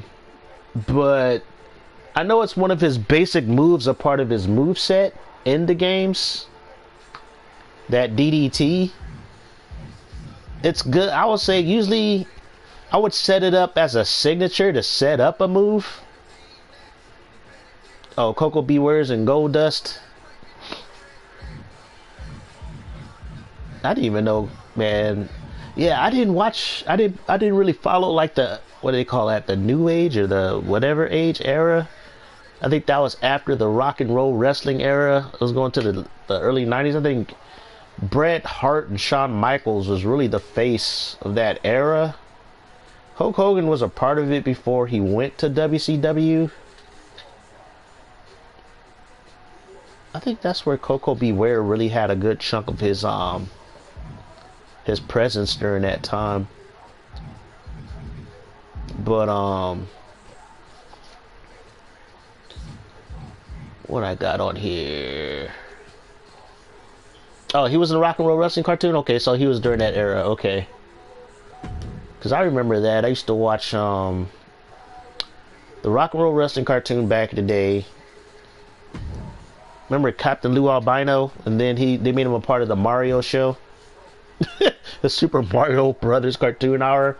With that Mario Brothers cartoon and that shitty ass Zelda cartoon. I don't know, some people might like that Zelda cartoon, but I wasn't feeling that Zelda cartoon. That Zelda cartoon was, yeah, that Zelda cartoon was just pretty bad. Actually, what was it? I do want to do a singles match with, I love this Joshi arena. Love the Joshi arena. But let's see. Yeah, him and that parrot. Yeah, I remember that. I vaguely remember it. Vaguely, because like I said, I got into wrestling late. Yeah, Link and Zelda. Yeah, that cartoon. He was annoying as fuck. Yeah, that cartoon was just... You love that Zelda cartoon? Do you remember, what was it? I think it was Captain N or the Nintendo Master or whatever. There was that one where he had, like, I think Kid Icarus was a sidekick. I forgot. He had some other characters along with them on that show.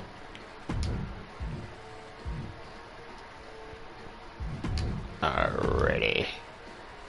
We're gonna put one of the Skullgirls up here in the match. Yeah, Captain N, the Game Master. Dang, we old, man. Meek, you and I, we just old. That's what that is. We're just old as fuck.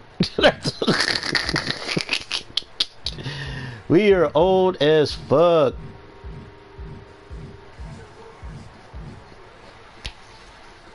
What was another crazy cartoon I watched? There was one, I think it was called, like, what was it called? I think it was called Kid Video or something. And they had like this one dude, this chick, and this other dude. They were like a real life band. And then they got isekai before the term isekai became a term. They got isekai to this world and it became cartoon characters. It was one of those shows where I think before the cartoon went off, they would show like actual music videos.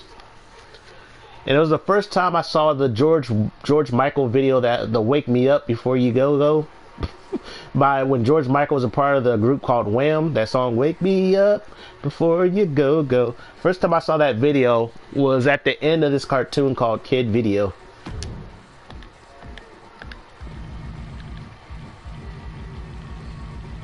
But yeah, I got my girl Patricia Kobayashi, the Dragon Princess. I guess I'll put her up against Su Yung. Su Yung Lee. Oh, so it was Mega Man. Yeah, Simon Belmont, Princess Lana, and Duke the Dog. Yep, that's right. That is right. Yep. Yeah, Castlevania, Mega Man. What was Princess Lana from? Is she from Mega Man or some shit? Oh, what was the name of this song? Oh, there we go. Yeah, Kid Video, man. Then they had a Punky Brewster cartoon. They had like a Pac-Man cartoon. All that ish.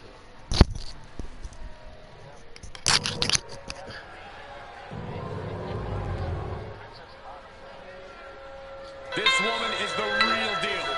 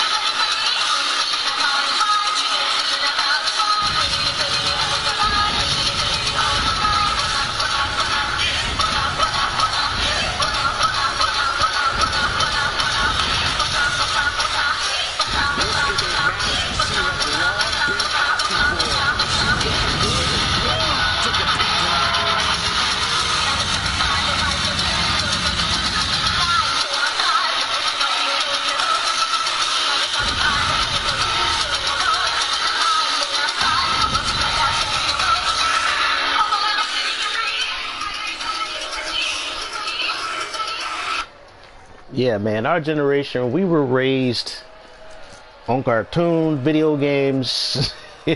Yeah, we still played outside as kids.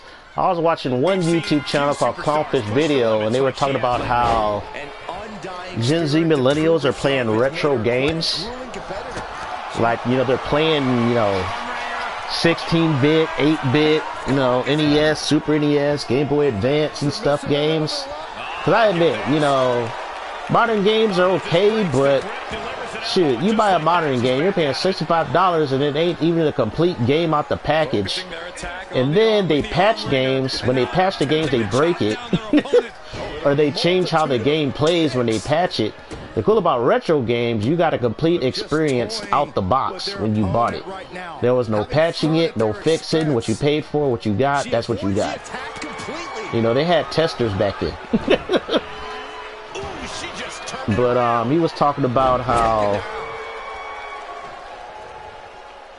you know, just how, you know, simpler times back then. It's weird saying simpler times in the 80s, but he was also talking about how our generation actually had pop culture. And I was like, you know what? He makes a really good point. Like, these younger generations, they don't really have their own pop culture in terms of, like, something that came out in terms of, like, an intellectual property cartoon or whatever. Because you can still buy G.I. Joe. You can still buy Transformers. You can still buy Ninja Turtles. All that shit came out in our generation, like Generation X. If you were an 80s kid, yeah, that came out, all that shit came out in the 80s and the 90s. And it's like, what has came out during like the last 15 or 20 years that like Gen Y or Gen Z that they can say their own, like outside of TikTok? Oh, your family hauled the TV when you were small? Oh, you moved it to a forced off the grid? Oh, man. Well, how you know about all this stuff, man? You know about a lot of stuff. Considering you were off the grid. Oh, she gonna kick her in the butt? Oh, my God. Oh, she kicked her in the butt. That was, oh, the disrespect. Yeah, that clownfish, he was talking to me, he said, that's kind of scary. It's like, they don't really have like an original IP that they can say that is major like pop culture. It's like, because we have a lot as far as our generation. It's a lot of shit. And we're also a generation that grew up, we saw the evolution of video games from the beginning. It's like, I was born in 1976, and I think the first console came out, what, 1979? Or 77? And that was like just a cabinet that just played Pong with the paddles and a little ball that went bleep and bloop. You know, I didn't own an Atari, but I had relatives who did have Ataris and ColecoVisions. My first console was the NES, and I was probably like, I would have to say the Silver Age. Silver Age of video gaming. And it's like, and the way that technology advanced was pretty crazy, because 20 years later, after the release of the NES, we had the first PlayStation in 95. No, like 10 years later, actually 10 years later. Yeah, 10 years later after the debut of the NES, we had the first PlayStation. So it's like, I got to live to see the whole evolution of video games from the beginning to what it is now. But video games as a whole hasn't really changed since the PS3, Xbox 360 era. There's just been a refinement of graphics. That's just about it. And games have got more complicated. As far as like how many buttons you gotta use to do shit. Like, I tried to get my uncle to play this game with me. He was like, there's too many damn buttons. My uncle's what, 69 years old? He was like, okay, I gotta use this button to strike. I gotta use this button to grapple. I gotta use this button to use. Okay, this version to block. This version to dodge. Okay, I gotta use these two buttons to drag the opponent to the ropes. It's like, that's just doing too much, man. So I can understand where he's coming from. Just toying with their opponent Man. right now, having fun at their expense. Sue is just disrespectful. She's just kicking Patricia in the face. Oh, Patricia got her in the guillotine. Sue might tap. Sue might tap. And she lets her free. Oh no, she got out of it. Shot. Oh, she let her go.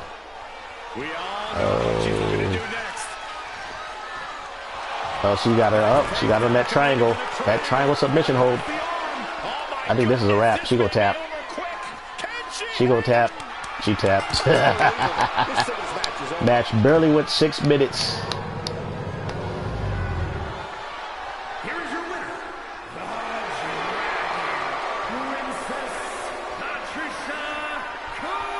Oh, the radio was your best friend? Yeah, my generation, we listen to the radio a lot.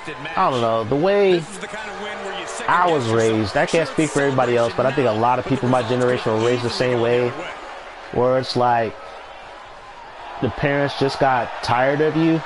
So it's like sometimes the parents didn't want you in the house, so they would just kick you outside. So we had that perfect balance of being in the house, playing with toys, watching TV, listening to the radio, and then the parents be like, get out the house, go play outside. Just make sure you come home before the street lights come on. Go play with your friends. You know, the parents want some, you know, alone time. They didn't want to be seeing your face all day. And so they would just send us outside. Oh, your parents were strange. I don't know. My parents, I lost my dad earlier this year. He passed away. But they were young. My parents were young. They had me when they were like 18 years old. So, well, they made a lot of mistakes since I was the first. I was the firstborn. I do have 2 younger sisters. So yeah, some people are just not ready to be parents at a young age, you know. But somehow they made it work. Graduated from high school. I went to college. I didn't get on drugs. Even though I lived in a hood, I avoided getting shot. I avoided getting some random chick pregnant. So I think my parents did a great job. My parents did a great job considering the environment I was raised in and things like that. My parents did a great job. It's like, could have been worse. I could have been a junkie. Could have been dead in a ditch somewhere. So yeah, can't really complain about the job my parents have done. All right, what we got here? Actually, I never did well, it's the Performance Center. You can actually have matches in the Performance Center where they train the wrestlers. WWE actually trains their wrestlers, which is interesting. I think I unlocked it when I had to go through training mode or something. Let's see. What other wrestlers I got on here?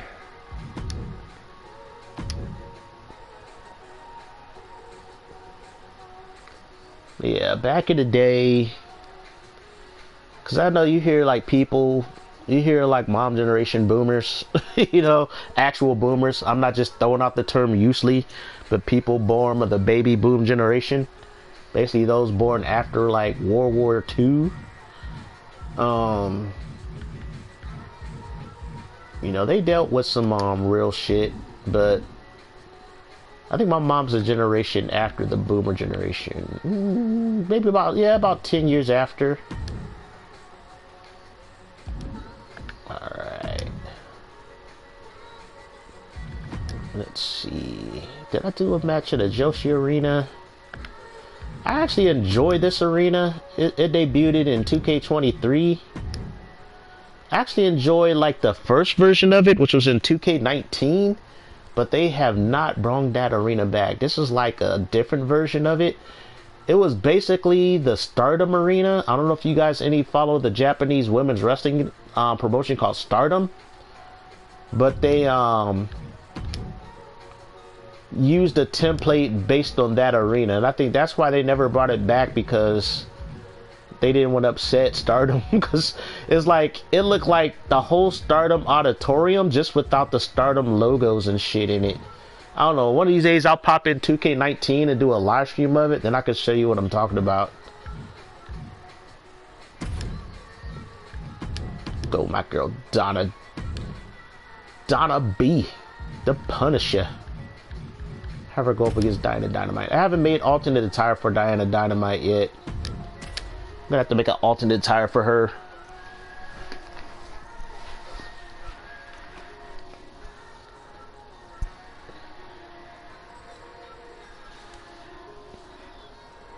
Yeah, I'll do a live stream of 2K19. I might do one this Friday. I got a day off. So I might do a live stream of 2K19. I do have an established eFed I never finished on 2K19. Universe and everything is already set on there.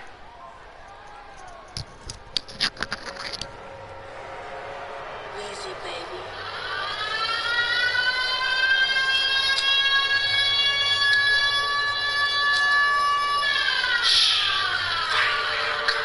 The following contest is scheduled for one fall. Making her way to the ring from Jacksonville, Florida. You can see exactly why the arena is full here tonight. This is a match with major stakes. I'm bad. What you gonna do now? I'm the fireman, fire for fireman. I got that fire, I'm hollering. I got that fire coming true. You can spark it up and I'ma put you out. You can spark it up and I'ma put you out. Ain't nobody fucking with me, man. He-man, ski-man, spending next week's cash. He's fast, and I don't even need a G-Pass. I'm past it, I'm passing them out now. And you can't have that. Tell my chain you can't Sam that. Couple colors you can't match that. Gotta be abstract.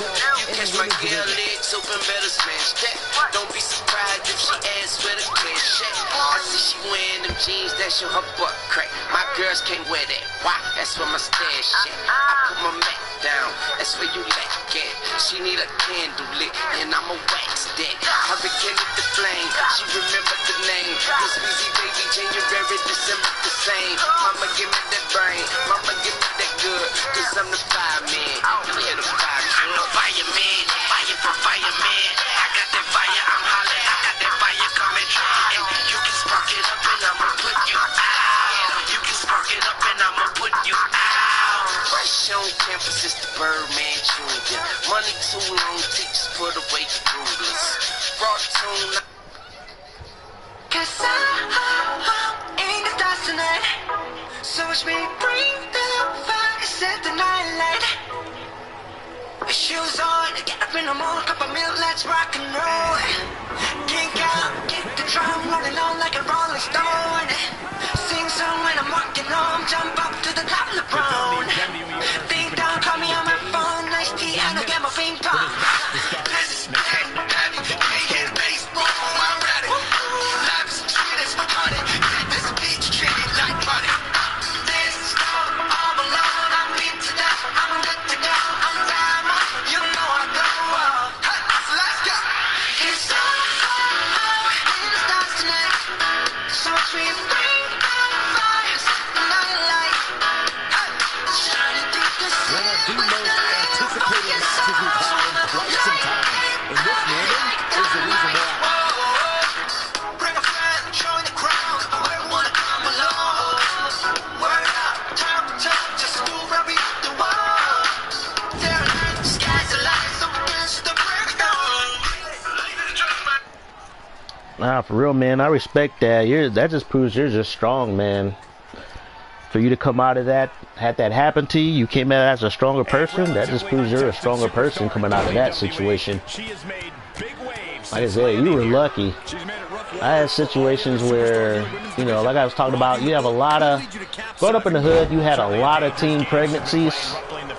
You had kids having kids at the age of, shoot, as young as like 11 to the age of like 11 and 16 having kids, you know, back in the late 80s, early 90s, especially during the whole, what do you call it, the whole gangbanging era, the crack epidemic.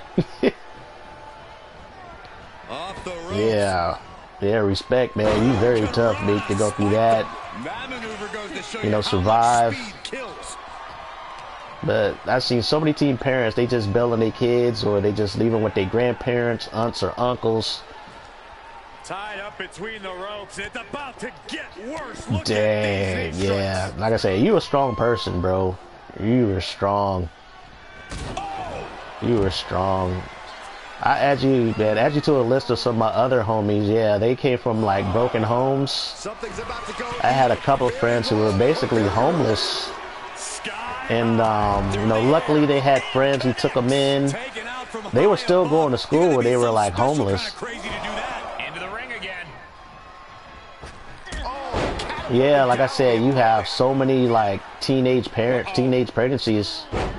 It's like hood life is everywhere. It's like hood life is not just in California. It's all over the world, man. And poverty, hood life, it's no joke. Relentless. Practically never-ending blows. It's like, yeah, you came out strong. Most people don't. Most people, they either get tied up with the wrong people, you know, they get, you know, into crime, drugs. If they're females, you know, they get into prostitution, and then they too end up having kids at a young age. It's the, you know, the environment. You know, you're lucky you wasn't a product of the environment. You came out strong.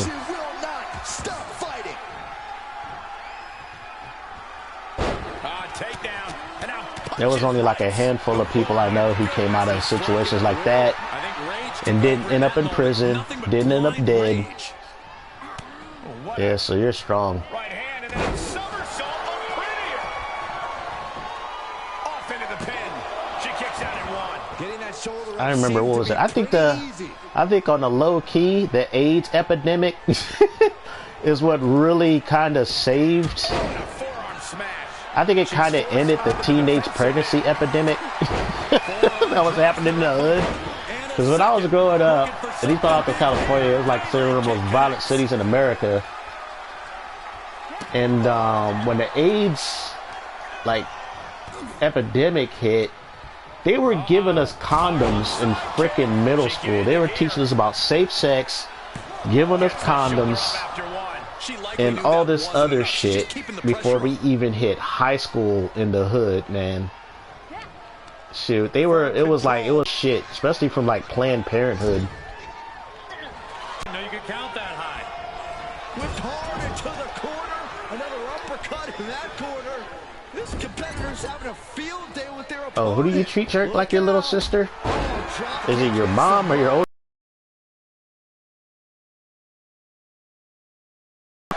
And she's not done yet. A truly impressive kick out this late. But yeah, I would have to say the AIDS epidemic really slowed down the teenage pregnancy problem in the hood back then. Because people they were afraid to get that virus.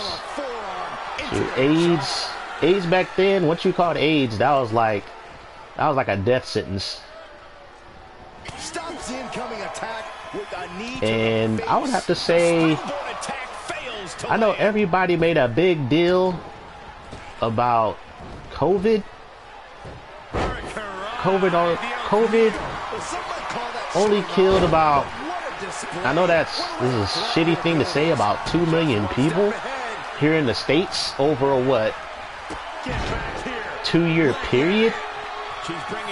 And when you look at the numbers of infections, that wasn't really that bad. Now granted, I had friends who lost loved ones. Shoot, I caught COVID earlier this year. Shoot, my mom, she caught COVID recently. She tested positive for COVID yesterday. But the strain is nothing right now. But early on, it was taking people out. It was real. But on the low key, AIDS killed over 30 million people.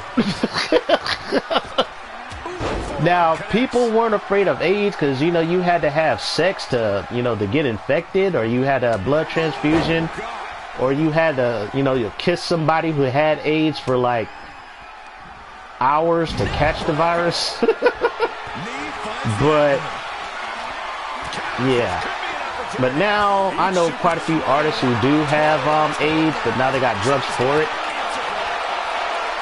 Especially, it's like you don't get full-blown AIDS, you just have HIV, and you're stuck with HIV till the day you die. But yeah, AIDS took out like 30 million people. But the funny thing about AIDS, we didn't lose our shit over it the way people did over COVID.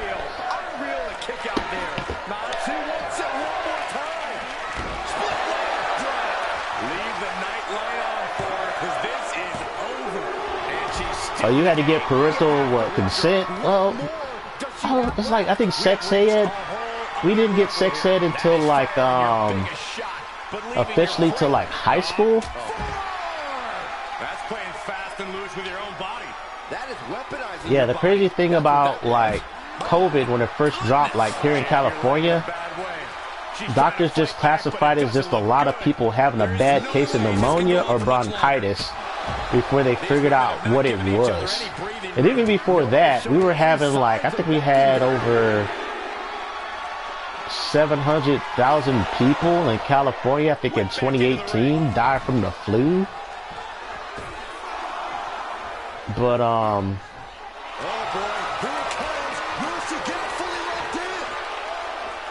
don't know. I was one of those people who didn't lose their shit over COVID that much. I didn't lose it. It was like, I knew it was going to be, I knew it was serious, and I knew that people were going to die. But I remember I watching, I think that's, what's his name, that Rogan guy, he had a virologist on the show, and his prediction was, he was like, yeah, we're probably going to have like 400 million or something or more infections.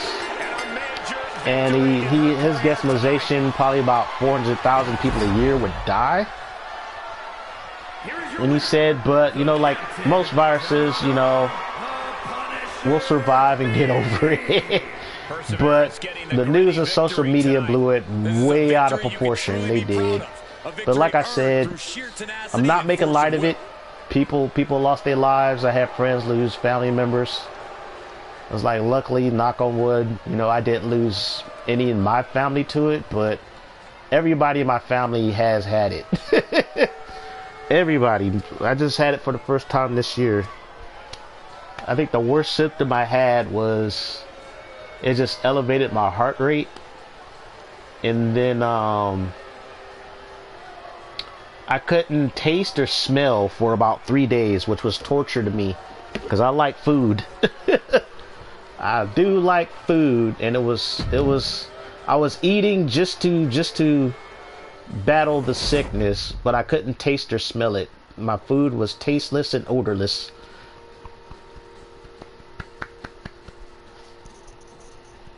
Oh, you were working at Winco? Shoot, I was an introvert for most of the pandemic. That's why I didn't catch it during the height of it, because I was a homebody anyway. And, you know, I didn't have a day job. I was just having, you know, my little, you know, my art, you know, I was self-employed, have my own business selling art. So that hurt not being able to go to conventions and sell my shit. But then I was getting stimulus and I was getting unemployment. And I was doing some reselling on the side. So like I would say from 2020 to about mid 2022, I was good. I was perfectly fine.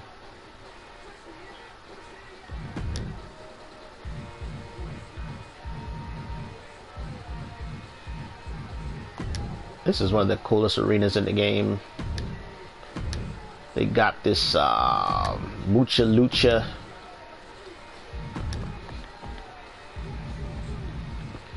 Woo! I scared half the people out the chat. Had about 6 or 7 people in here, and then we started talking about COVID and everybody left. Like I said, it's still a touchy subject for a lot of people. It still is. I'm not gonna lie. It's still a touchy subject.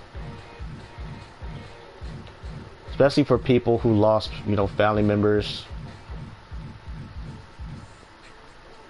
It's like I don't try to make light of it, but at the same time, I don't want to politicize it like a lot of people did. They politicized the pandemic and the virus and made it a political issue. I just looked at the facts of the whole thing, and when I looked at the facts and talked about the facts, I lost friends. I pissed off family members. And I was like, but these are the facts. And they're like, no. Screw your facts. This is how I feel. Respect my feelings. I was like, I respect your feelings. I said, but you're losing your shit when you shouldn't be losing your shit. But I get it. I understand. I understand where you're coming from.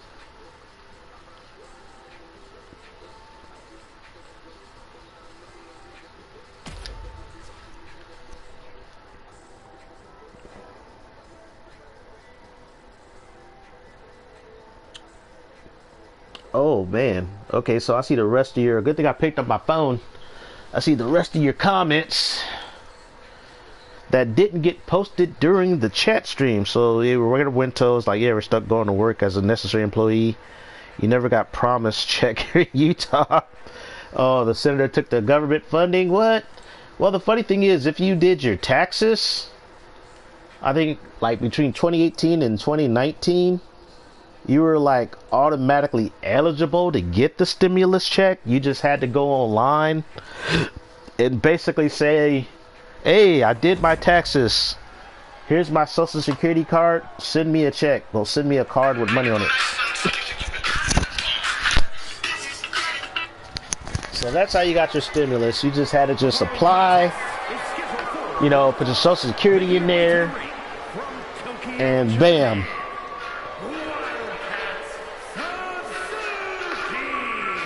And they had it set to where it was like a first come, first serve kind of way.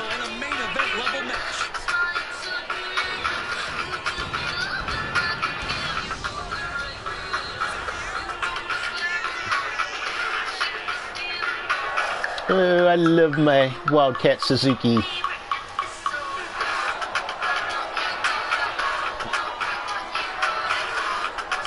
She knows tonight is going to be a big challenge, but if anyone is up for it, it's this woman.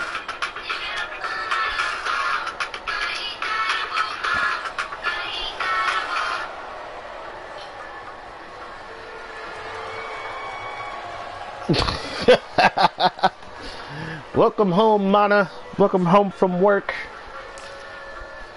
But yeah, like the hype, like the early start of pandemic, man, on Facebook, people losing their shit. Everybody was losing their shit. Like I said, I lost friends. I pissed off family members. It was ridiculous. And then now when I talk to them people, it's like now we just see each other and we're like, hey. It's like, well, they made it awkward for themselves. It's like, it's like I don't feel any animosity towards them, but they said a lot of shit to me that was personal and everything, and they made it all political, and they made things awkward on themselves after all that bullshit. I was like, man, you guys talked all that bullshit. And you have to respect the work this superstar has been putting in order to meet the kind of challenge he faces tonight. I don't know. I wish they would have made this lighting available in other rings and other arenas. Because the lighting in this arena is really nice. If somebody made Tina from Dead or Alive, I don't know if you ever played the Dead or Alive games, the fighting games. Somebody made a pretty good Tina. She's a little too skinny. I think that's my only gripe, and her head's a little too big. But other than that, they got the outfit pretty accurate. Outfit, the hair.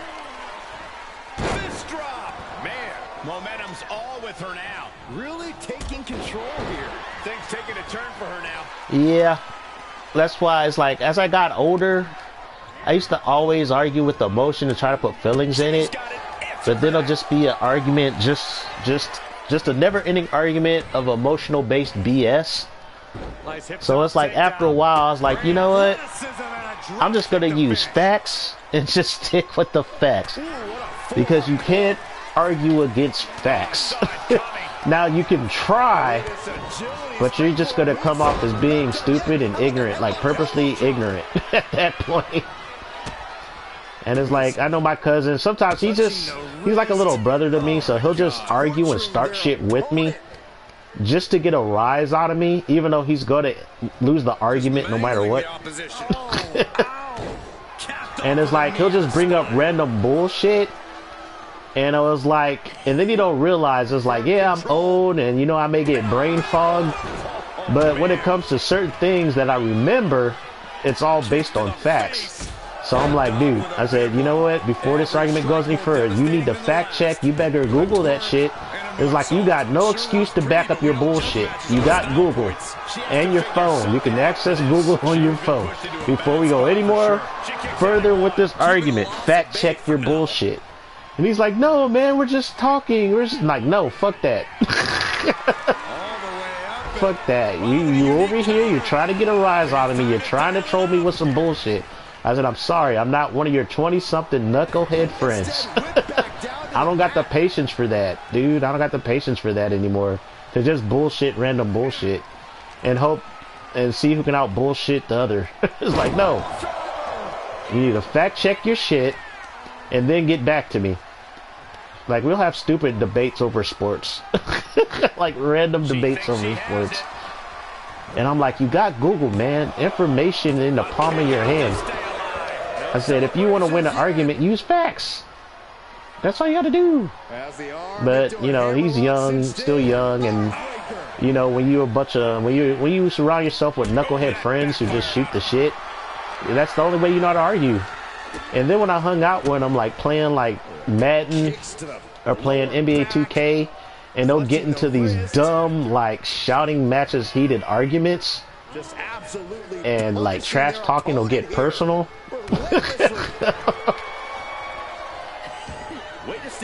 I know, right? When we were younger, see, we were younger, it's like we could shoot the shit and just talk random shit, and it was like,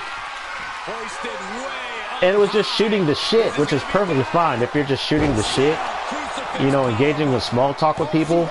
But I'm one of those people who are kind of like OCD, and I read a lot, you know, and I absorb information like a sponge. So I have to contain myself sometime around people just to be social, you know, because people, they hate a know-it-all. They don't like people who are simple-minded. They do not like know-it-alls. If you come off as a know-it-all, you're gonna get ostracized very quickly. Oh my gosh, is she doing the booty twerk? She did the booty twerk on Tina. I don't believe that. That was a crazy ass combination. She set up the booty twerk. What the fuck? Wow. Oh my god. Wildcat is wilding out. She was getting her ass kicked at first, but she came back with that. That was crazy. She hit Tina with the booty twerk. Wow. The disrespect. Yeah, back then we didn't have the internet. We had what was it called? National Geographic, Encyclopedia Britannica, and the library. You had to check out books.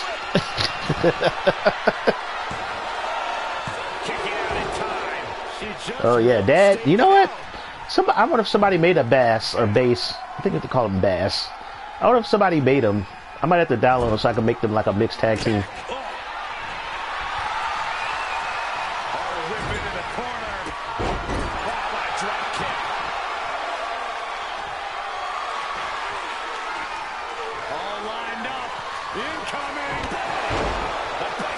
It was weird, even though I would have to say, what was the first time I got on the internet? Probably around,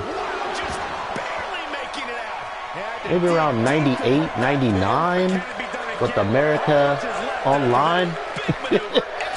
on that freaking, that 56K. you had to hook up your computer to your phone jack.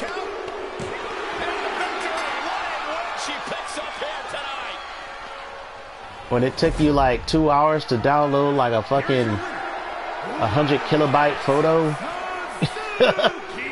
Oh my god. And I know we had a Mac. We had a Mac that could go online back then. Yeah, AOL, shoot, in the 90s. That ancient internet, you know, freaking like AOL chat rooms. It was like before emojis, the only thing you had was like different color, like you were happy just to have different color like for your letters. When you're in the chat room, it's like, ooh, I make different color letters. Or you can figure out how to make drawings with the letters or whatever. Oh my god, the early days of the internet. Then again, it was like I had buddies on the internet, like on BBS chat boards back in like the mid 90s, like around 93, 94. Yeah, Gateway, that was a lot of people's first computers. Yeah, I think we had a Gateway. I think our first computer we went on the internet was a Gateway computer, yeah. But yeah, I think we still have a Gateway in the garage. Man, we old, Meek. We are old. We are old. We remember the internet. We remember the birth of video games. But it wasn't too long ago, really. It's like, eh. Let's see what we got. Oh, what kind of match types do I got left? Let's see. Do I have that one arena? Let me think. Used to work at a travel agency. You started with your mom? What? You know what? All this time, I remember when I watched your YouTube shorts. I was gonna ask you if you work in a restaurant or something, because it's like you're sitting at a table and you got your condiments there. I'll be thinking you like work at or run a restaurant. When I watch your YouTube shorts, when you guys are, you know, reviewing food.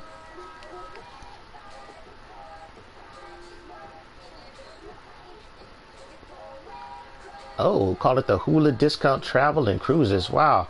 Wait, no wonder you relate to that Like a Dragon game a lot. Wait, that's your house? Oh. Because it's like, I guess that's like your kitchen table, but it looks like an actual like restaurant table because you got the condiments just perfectly set up. It's like, hey, they must run a business or they will work at a restaurant or something. That's what I kept on thinking. That's what I'm going to set up a match. Actually, I need to tweak Angelina Black. For some reason, she's not dominating people as much as she used to. Like, Angelina, what is going on? You've been losing matches, girl. I want to make you my inaugural champion, but if you ain't just beating the shit out of people, I don't know what to do. Oh, they thought it was a restaurant too? Yeah, I told you. See, I wasn't the only one. I'm like, hey, are they running a business? What's going on here? Because that's what I was thinking at first. Who did I put her up against? I think I'll put her up against... I'll put her up against the Psycho Bunny. Yeah. Yeah, I worked at quite a few restaurants myself. It's weird. It's like, I remember for a while, for decades, up until like the last, I would have to say the last 6 or 7 years, where people didn't think I knew my way around the kitchen. I'm the type that learns through mistakes. But after working in restaurants a lot, you know, a lot of cooking is basically it deals with a lot of technique and knowing how to use fire. You know, the right temperature to cook your food. I would say if you learn that, you will have no problems in the kitchen, and also know when your food is done and cooked. Most people don't know that. They're cooking thing down, but I'm like, if you cannot cook the food properly, then you lost. You just ruined the process of cooking as a whole. It's like, look, I can handle food if it's under seasoned or over seasoned, but if it's under or overcooked, then it's going to be inedible. You can't eat it at all at that point. You can always fix the seasoning, but you can't fix poorly cooked or undercooked food. People are like, oh, you was on a flat grill? Yeah, the flat grill days. Shoot, I worked in McDonald's. I worked in a couple of restaurants, a lot of fast food places. amusement park restaurants, that kind of thing. So yeah, I've been around all that shit. Can I find it in time? Nope, not gonna find it in time. Not gonna find that music in time. Here she comes.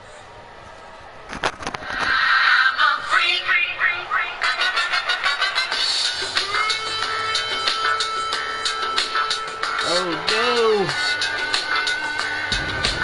My stream might die. Excuse me? What you said to me? Oh no, you didn't. No, I'm not. I'm sorry, but you know, I ain't that kind of girl. Look at me and see a little girl inside my skin. It's a supernatural.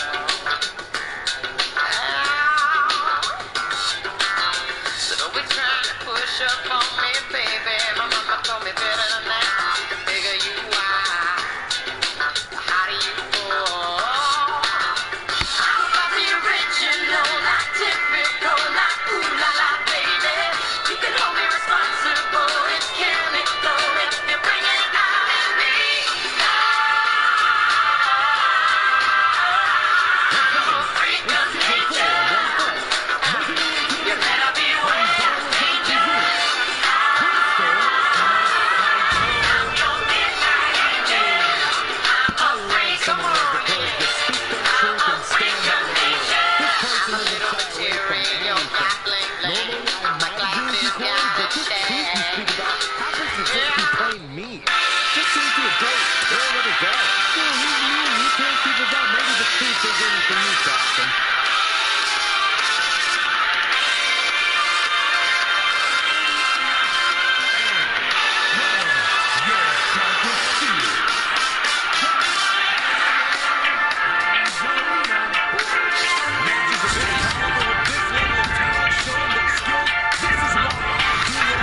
Take me slow. I push up on this funk and give me miracles. Taking on how we love the ride is something we control.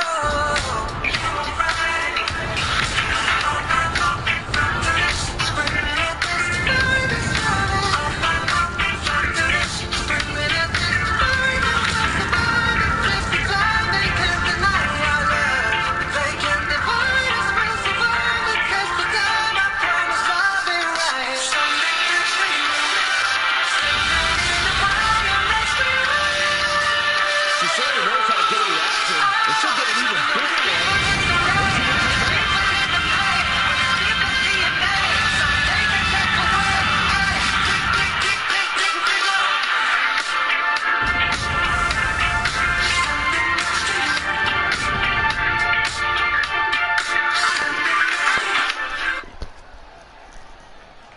Yeah, man, you're not the only one that has freaking problems with streaming on the PS5. Shoot, my cousin, it's been a chore for him to just live stream Dragon Dogma 2 and have me watch it. Natural to the sport. It doesn't take long to see why she's garnered such praise. She has the instincts that Yeah, on the PS4, I'm still on the PS4. But yeah, it'll give me a warning because my Wi-Fi is so inconsistent sometimes. So far, it's been pretty good tonight, except for that one warning. But yeah, I went to some barista at a coffee place at the Great Mall in Milpitas, California. Coffee place was called, what, Gloria Jeans? It was called Gloria Jeans? Shoot, my boss, he was OCD about coffee. He taught me how to make decaf coffee, how to grind my own coffee beans, taught me about regions of coffee. I even tasted Hawaiian Kona coffee at the time, which was $40 a pound. That Hawaiian Kona coffee, yo. I don't know how much it is a pound now. Oh, there was this other coffee that was like more expensive. I think it was like Blue Mountain or something. I think it was a little bit more expensive than Hawaiian Kona. But I think Blue Mountain and Hawaiian Kona coffee was like the most expensive coffees back in the 90s. I think they're still pricey. You don't hear much about it now. But then again, I haven't worked in a coffee place in decades. Just to get control. Toss back into the ring. Shoot, I was whipping up espressos, cappuccinos, lattes, mochas. Whipping up all that shit. Waist slip. Yeah, raw power there. God damn. Okay, that was the most random springboard ever, but then again, she did roll off the ring, but Angelina Black just tossed her like a salad. Very impressive array of strikes. It's a loner one. See, single matches, like one-on-one in my customized arena, there is no frame rate issues. But tag teams, man, frame rate just takes a drop. This is nice, very smooth. And shoulders are down. There's two. She is still fighting, still keeping this going. Ooh, what a forearm club. Firm control. Oh, what a kick to the face. God. Did you see that? Ooh. Held through the air. Such a great example of confidence she's showing here. Crystal Psycho Bunny's feeling herself right now. Heads out of the ring. I don't know, you don't be confident against Angelina Black. Position here. Uh-oh, this is going to be ugly, guys. Look out. Oh, she just tossed her into the tossed her into the boards, you could say. Sauce Pizza in Paradise, the Pride of Aloha, Denny's, IHOP, Lighthouse Cafe, SCO TV, Louis Bar and Grill. Dang, yeah, you were. Oh, she fucking. How did she dodge that? She dodged the mist. Damn. Hey, you were. Yeah, you worked at quite a few places. Let's see. What place? Oh, she. Oh my God. Did she block that or dodge it? She's just dodging all the venom spit. So let's see, I worked at McDonald's, Taco Bell. I worked at like numerous places at the Great Mall. I think Edward Luggage, Gloria Jean's Coffee.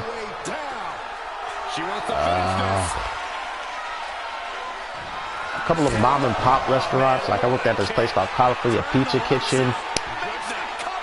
That place, whoo! Pizza restaurants are no joke, man. Oh.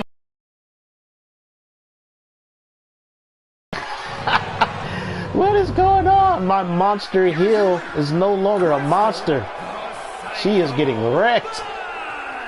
But then again, like I said in my other live stream, she is a vampire, an immortal vampire. If she used her full strength, she would probably kill everybody. But, you know, she don't want to do that. There's a restaurant called Pizza during the Super Bowl. What? Are you just talking about stuff you made? You made pizza to the Super Bowl. I agree with that, Michael. And no matter what success she's had, I don't know. I made shit. The pizza place I worked at, they had their people food prepping at around, because they didn't open till like, what time did they open? I think 11:30 a.m. But they had people food prepping at 7, and they hired me to just work the lunch shift. So I would come in like around, I would come in around 8:30 a.m. help with the food prep. They actually made their crust by hand. We made all their sauces by hand. Even they made our salad dressings, all their dressings by hand. We had to dice up all the vegetables, you know, all the toppings for the pizza. So I helped with food prep, and then I worked the lunch rush, and then I was off like around 2:30, 3:30. But then I had a second job. I was working at UPS, and that was the evening loading trucks. And that started around 6 to 10. And that was Monday through Friday. I had weekends off. But yeah, the pizza place job, that was a learning experience, man. That was a lot of work. The time went by fast, though. It went by fast because you were always doing something. But Angelina Black, she got wrecked. Match didn't even last 10 minutes. I need to tweak her moveset. Something's, I don't know what it is. She's able to kick out before the refs count. Still seems what, 44 pizzas? Oh yeah, pizza place. I never worked at a pizza place on the Super Bowl. because like I said, the place that I worked, they were owned by these two white dudes who like became millionaires during the .com era, and they decided to open up a pizza restaurant. They retired at an early age. So they were like, yeah, this was like during I think during the latter half of the .com era, before the .com crash here in California. So these two white dudes, they cashed out and they decided to get a pizza restaurant together. And the pressure on her keeps escalating. And so their customer service was horrible though. Like if you called the order, unless you were ordering like $40 worth of pizzas, they would not deliver. They would not deliver. She's feeling the hurt here. They wouldn't. They told you straight up over the phone. It was like you called them. It was like you can't treat them like Domino's. They were like, nah, we're not Domino's. It's like, look, we're charging like $20-something per pie, which in the like late 90s was ridiculous. For a pizza, it was like $20 for a good pizza now, $25. Like Round Table, like a good pizza will cost you between like $24 to $27. But back in the 90s, that was unheard of. And they were like, yeah, if you don't have a minimum order of $45, they wouldn't even let you place an order over the phone for delivery. And then I remember I asked them when I started working, and I was like, yeah, why you guys are so rude over the phone? And then I met the guy who usually answered the phone. I was like, yeah, why are you so rude over the phone? And so I asked him this question where the bosses, the owners were there. Well, one of the owners, one of the white dudes. And he was like, what do you mean he was rude over the phone? And the guy was like, oh, why are you snitching? I could tell the look on his face like, oh, shit. I was like, yeah, before I started working here, I would call here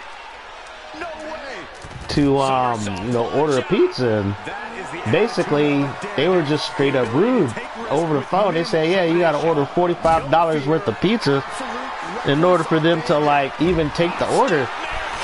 And he was like, he's like, yeah, we do kind of have a rule where it's like, he said, because sometimes we had people who were just, you know, order a pizza, and, you know, we go up there, we get it to them, and they would either stiff us, they didn't have the money, or whatever. It's like, granted, I live in a part of San Jose on the bonus of Milpitas, so we had some hood rats, and it was like, and it was a way to just, I guess, kind of detour certain people they didn't want ordering pizza, was the way that he put it.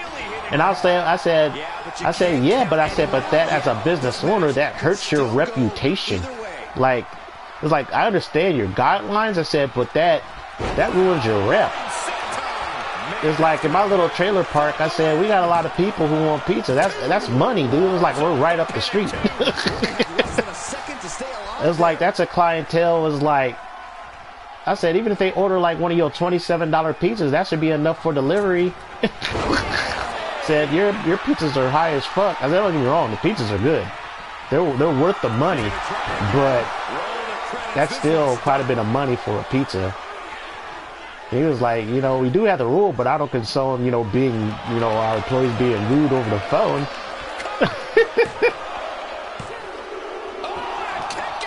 Yeah, there are nasty shoppers, you know, like you said, they have a reason, they have their reasons for doing it. I said, but I told him, I said, look at the area you're in. It's like right up the street, you got the strip club.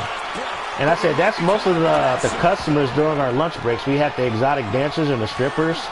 They would come in on their lunch breaks because they had a pizza buffet during the lunchtime. We would make about 7 or 8 pies. It'd be like a buffet. How much were they charging? I think they were charging like $12 for all you can eat pizza and salad. Yeah. Yeah, if they buy something. But I'm like, but I told him, it's like, I can understand if you had that rule. If they have that rule, if people are paying with cash, I said, but you can just say the rule, just say pay with credit card. It's like, if you want delivery, you have to pay with credit card. So that way they have to pay you up front before you would even deliver the food. Yeah, it's like the pizza buffet during their lunch break was the best deal. Because it was all you can eat pizza and salad. I think they charge you for the drink though. Like if you got the drink, it was like $15 or $16 after tax. But Yeah, the strippers and construction workers up the street would just come and on the lunch and just get the food. I was like, I said, I understand. It's like, the funny thing is, those two white dudes, the owners, they hired, they had their crew, the same crew who they started out with. They're only in business for 2 years, but they had the same employees for 2 years.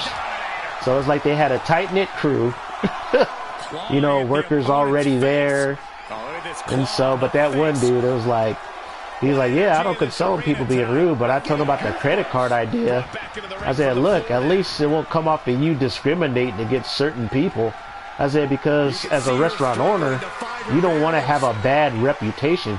And I said, you guys already have a bad reputation in my little neighborhood. He was like, really? I'm like, yeah. I said, it was like, yeah, people are hurting you guys. They want to order from you guys, but due to the fact that dude telling people over the phone kind of rudely that they got to drop 45 to 50 bucks for some pizza, it's an immediate turn off. Oh, so okay, she won. She run the run back. So now it's 1-1. So they both dominated each other. So I just think that first loss is just the computer's 50-50 booking. Oh, her face paint was coming off. So they pretty much destroyed each other. Yeah, she hit her with that. But yeah, last time I heard that place closed down. It was like my buddy told me that California Pizza Kitchen closed down. Like, whew, how many years ago? I think around what? 2004, 2005? But yeah, I knew they probably wouldn't last long if they forcing people to pay $45 to $50 on pizza, a minimum pizza order. Yeah, it's like, that's just bad customer service, bro. You're not gonna last long. It said it was like, we got a place called Dante's that's roughly a mile up the street, and they make probably the same quality pizzas that California like pizza place I was working at, and better. And it's like they don't have no stipulation on ordering. It's like, shoot, but then their pizzas are like between 25 to like $33 now. She is unlike anything we've seen before. Shoot, $25 for a small. I only order from Dante's when I got a good chunk of money and I want to feel fancy.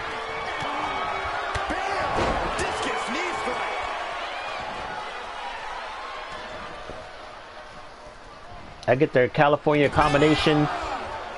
It is so good. It's like the crust is almost like, has the texture of a croissant. I love their crust.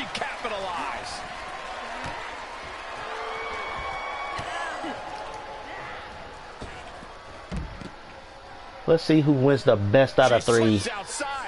So far it's tied 1-1. But like I said, this is how I test my creative wrestlers anyway. I usually do like a best of 5. Because sometimes, like I said, the computer will do 50-50 booking. They'll win a match, lose a match. Win a match, lose a match. And she slides her back to the mat. Takedown right there. Oh, so the place you used to work was a different restaurant? I don't know. I haven't been. Well, no. Oh, you get your cow, meatball, Italian sausage, mushroom, and garlic. Yeah, pretty much. Yeah, you pretty much detailed the toppings on that California combination. Yeah, I think the only thing you're missing is the bell pepper, and then the red onions. Red onions on the California combo at Dante's. They had bell pepper, red onions, mushroom, garlic, Italian sausage, meatball. Yeah, that's what they put on the California combo over at Dante's up the street.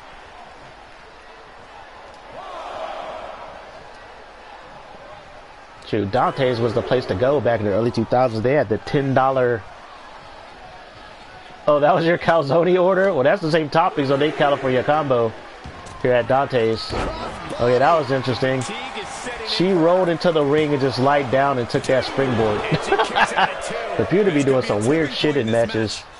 Oh, and she got out of there with a clothesline.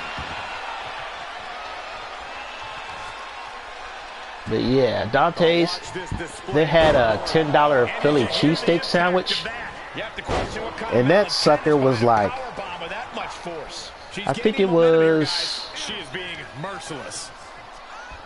it was longer than a foot long,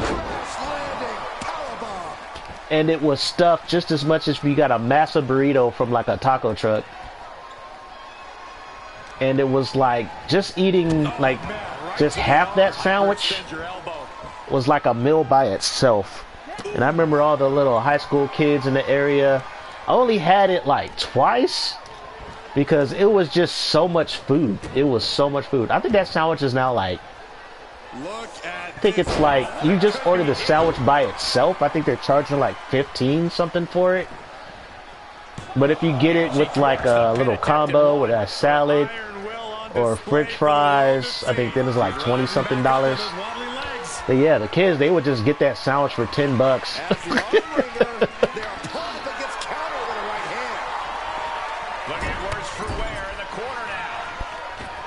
Shit, was the Hawaiian pizza really created in Hawaii? That's what I want to know. I heard it wasn't. It was just some random dude in a restaurant who put pineapple and ham on a pizza. Dude, let me recall the first time I heard of Hawaiian pizza. I don't think I heard of like Hawaiian pizza until the late 80s, which is like after 1985, when it started to become known and popular. Oh, okay, I was right. Hawaiian pizza's from Canada. It makes sense because the best Hawaiian pizza I had, instead of using ham, it had like Canadian bacon instead of ham. And then when I was working at that California pizza restaurant, I made the ultimate fucking Hawaiian pizza. It's funny because it sounded disgusting on paper until you actually ate it. So what I had on it, and it's weird because then freaking Roundtable kind of took my idea, well, kind of almost copied my idea.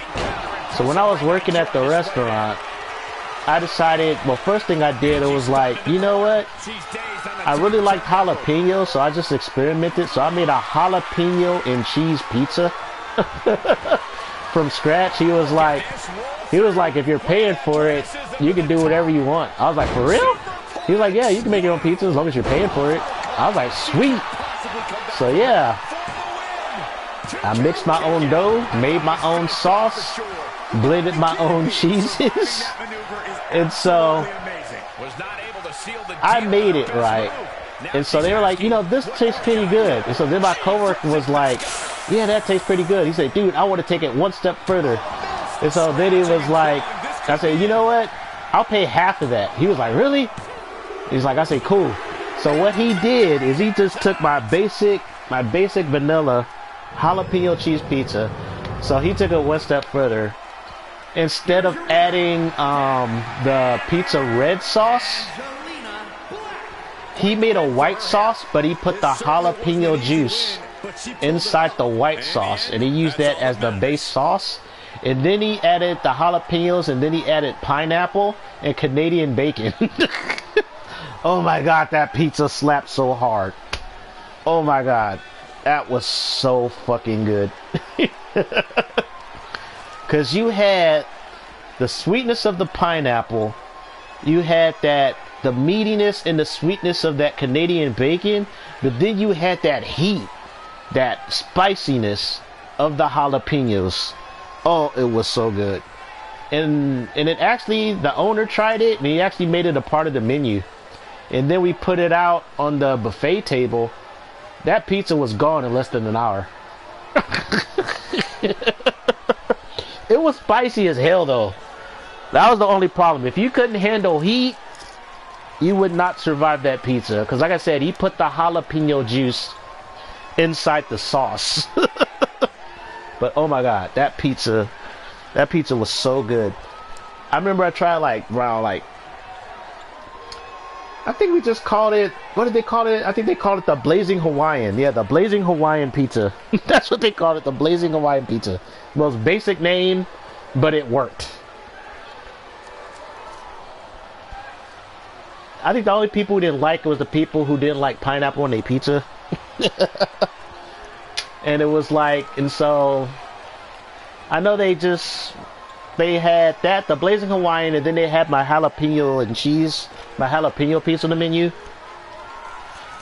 And so I just took his idea of putting the jalapeno juice in the sauce, but I forgot what kind of brand of jalapenos they got, like the canned brand of jalapenos, because I tried to recreate that pizza like 5 or 6 years ago, and I couldn't recreate those flavors. That's because they had a special seasoning for their white sauce, so I was missing that, and I was also missing that brand of jalapenos.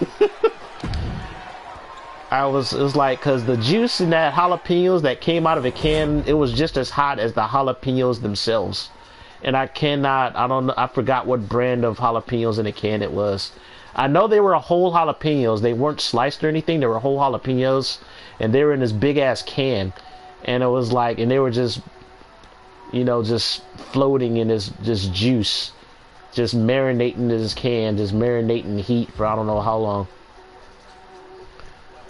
But yeah, I tried to recreate it. It wasn't the same. I was like, it's missing that jalapenos, and it's missing that seasoning for that white sauce. But yeah, Angelina Black, she won that best of 3. But it's going to be hard to be booking matches with her if she always loses her first match to her opponent. That's going to be so annoying to deal with. Oh yeah, that's right. What did I did? Did they fix this glitch? Let me see if they fixed this glitch yet. I don't know. We shall see. This might not turn out good because this arena has lighting issues. It looks a little too dark. You know what? I haven't put her in a match yet. But then again, I don't have no entrance music for her.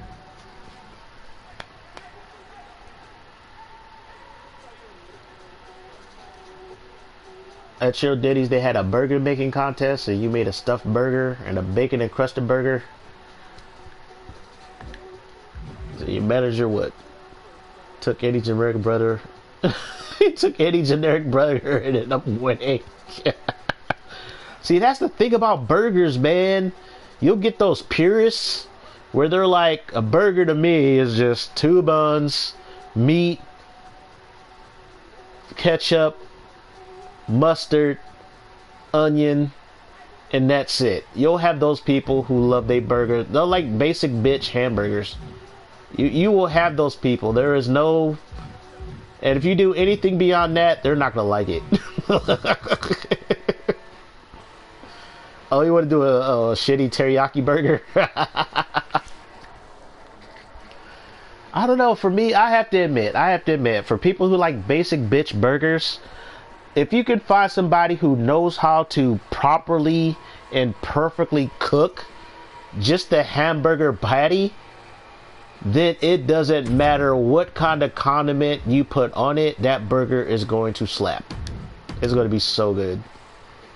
Oh, it was corporate. Oh. Yeah, that makes sense.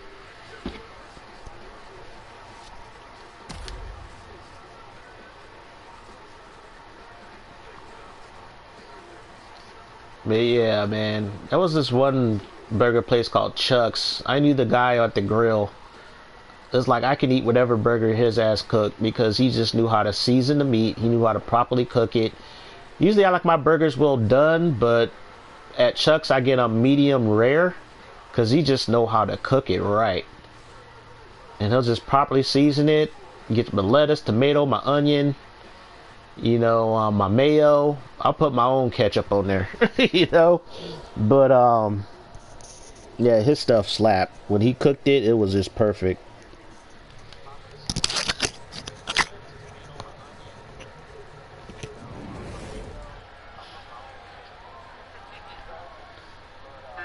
One of the best competitors in the women's division.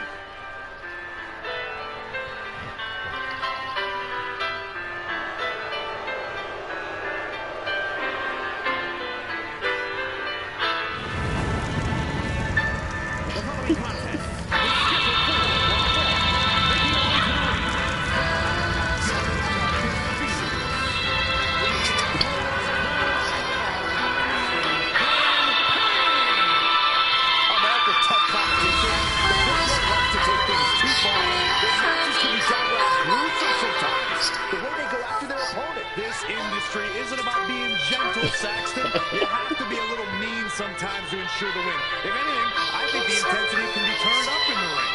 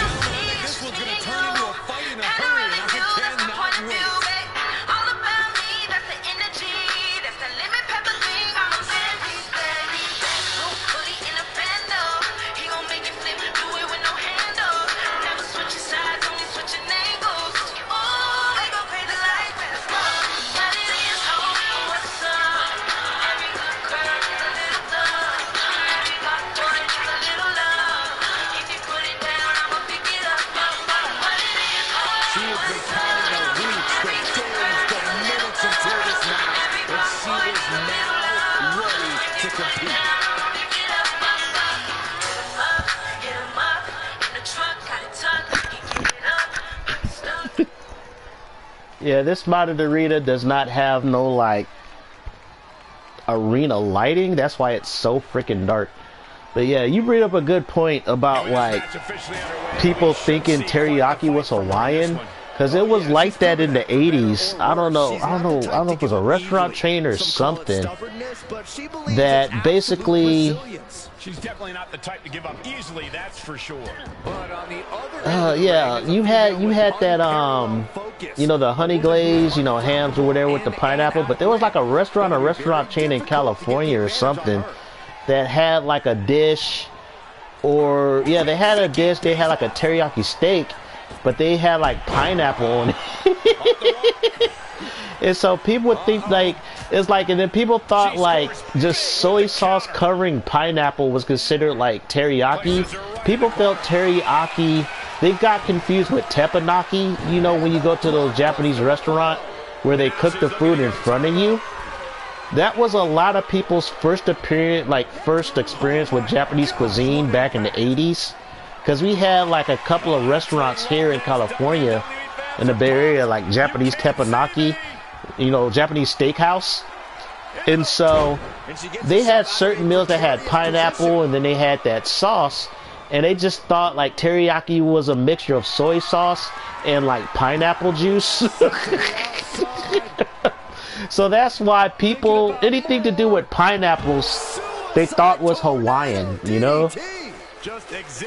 And, you know, especially, you know, people from the hood, we didn't know any better. We weren't familiar with Japanese culture. It's like anything Asian was considered like Chinese. And then if you were not Chinese, you were either Polynesian Asian, because like I said, where I grew up, we had a lot of Samoans and Tongans. So we weren't familiar with Japanese. We had Chinese, Vietnamese, and that was about it. And we didn't recognize Koreans until like the LA riots.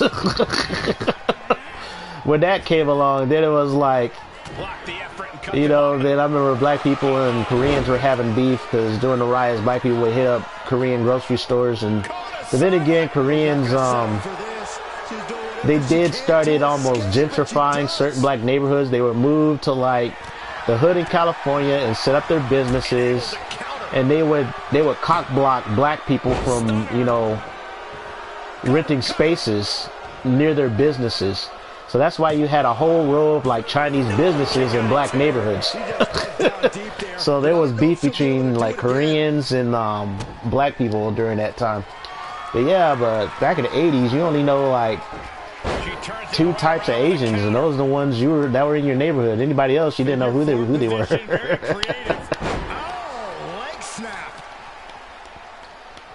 I think the crazy thing, it's like, what was it when I spoke to like some of my Tongan and Samoan friends, and I have Filipino friends, the way they broke it down, it was like Filipinos are real confusing because half of them consider themselves Asian, and then the other half consider themselves Pacific Islander. But they all do recognize that they're Latin Asians because Tagalog is like a mixture of something in like Latin, like Spanish. And then when I speak to Samoans and Tongans, they have a little bit of, you know, African descent. So they're like African Asians. You know, they have those physical characteristics that are from, you know, that demographic, you know, of the 3, I guess, dominant racial traits. You have Caucasoid, Negroid, and Mongoloid. Caucasoid, white; Negroid, you know, black, African; and then you have Mongoloid, which is Asian.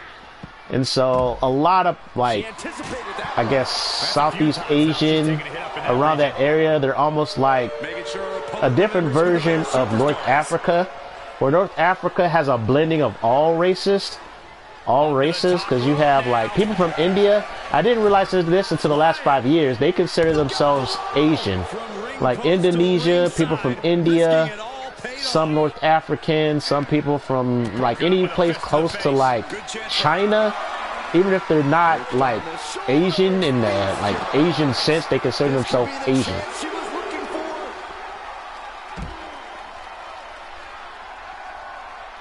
And so it's like, I didn't realize this till like the last 5 years when people were telling me this. I didn't realize that a lot of people from India, they refer to themselves as being Asian.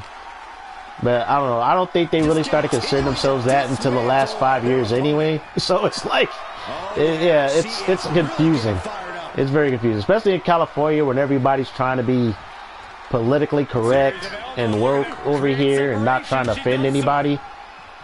So, and you know, you got all that identity politics over here. So it's like, but I'm old school. It's like, you know, I was raised in that environment where it's like, it is what it is. It's like when I was in the hood, everybody acted like they were from the hood. It was like when I was growing up, during the gangster rap era, every race referred to each other as the N-word. And then you had maybe those handful of white people, like maybe 5 or 6 white families in like a 10-mile radius. So they were like the minority. Hey, she beat the shit out of her. That was quick.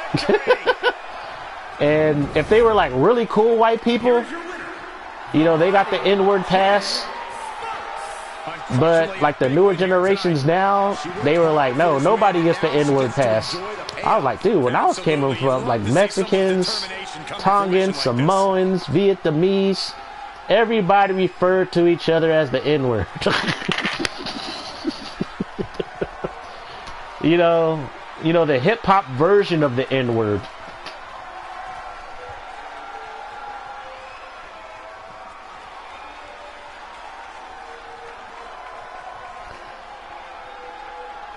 Yeah, I agree. People are people, man.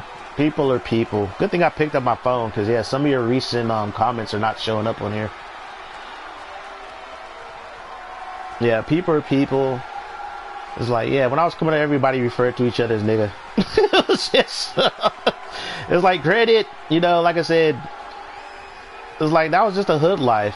It's like, I remember I responded to a comment about that, and people were like, oh my God, people were like, yeah, it's like, that's how it was. That's how it was.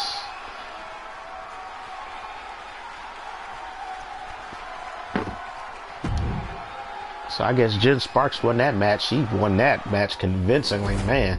That was an ass whooping. Yep. Yeah, I remember, brother. What was it? We had, when I was in high school, we had like these 2 students who were from Hawaii. and they were a brother and sister, and they were like two of the hottest people on campus. Like, all the white girls wanted to bang the dude, and all the guys wanted to bang his sister. It was funny because the brother, oh my god, the brother, dude, he was on the soccer team. I remember he got one of my female friends pregnant. And she was from England. Her name was Nicola. Dude, man, when I was in high school, we had a lot of freaking exchange students.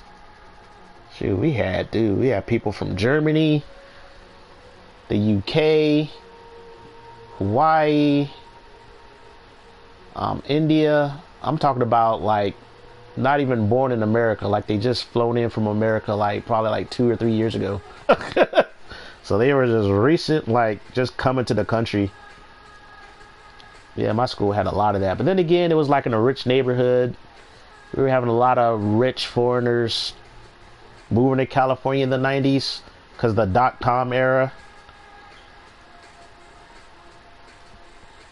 Last year in January, I went back to my old stomping grounds, the Great Mall. The only people who were in the mall were nothing people of Asian descent. I swear to God. It was like, I only saw like 3 other black people. I only saw 2 other white people, and they worked at the GameStop in the mall. And then the only Mexican was my brother Lewis, who was with us when we went. I was like, man, this mall is busy. And I'm like, man, I said, man, this is crazy. I said, when I worked at the Great Mall, this mall was never busy on a Saturday unless it was during the holidays. Unless it was during the holidays was the only time that the Great Mall was busy. But, man, everybody and their mama was at that mall on Saturday. I was like, man, this is crazy. Never seen this mall this busy. My buddy Mike was like, he said, yeah, man. It's crazy now. Shoot, I was afraid that mall was going to close down. They got rid of the skate park. We used to have a skate park. The movie theater's still there.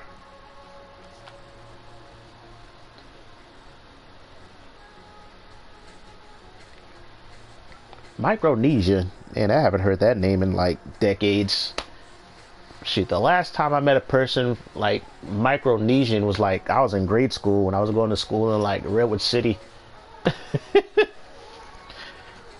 Yeah, the malls. Oh, that's what that YouTube channel was talking about too. How like our generation grew up with malls, because like I said, parents forced our asses to go outside. And then we were teenagers. It was like, we didn't have social media. So the only way we would go out and meet other people our age was to go to the mall. Or hit up go to a water park, or go to a park that had a pool. As far as like the hood, that was the only safe place to go. We would go like to a mall that was like 3, 4, 5 cities away from ours, just to go to a mall. Granted, yeah, my neck of the Bay Area, all the cities were connected. They were all tiny. So East Palo Alto was connected to Palo Alto. Palo Alto was connected to Menlo Park. Menlo Park connected to Redwood City. So it was like they were all like a 15 to 20 minute bus ride away.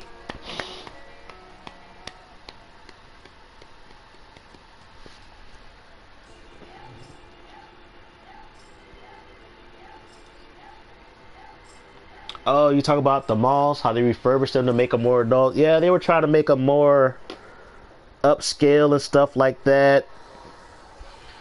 Yeah, I remember when I was at the Great Mall, it was considered it was upper middle class in its core creation, who they wanted to attract.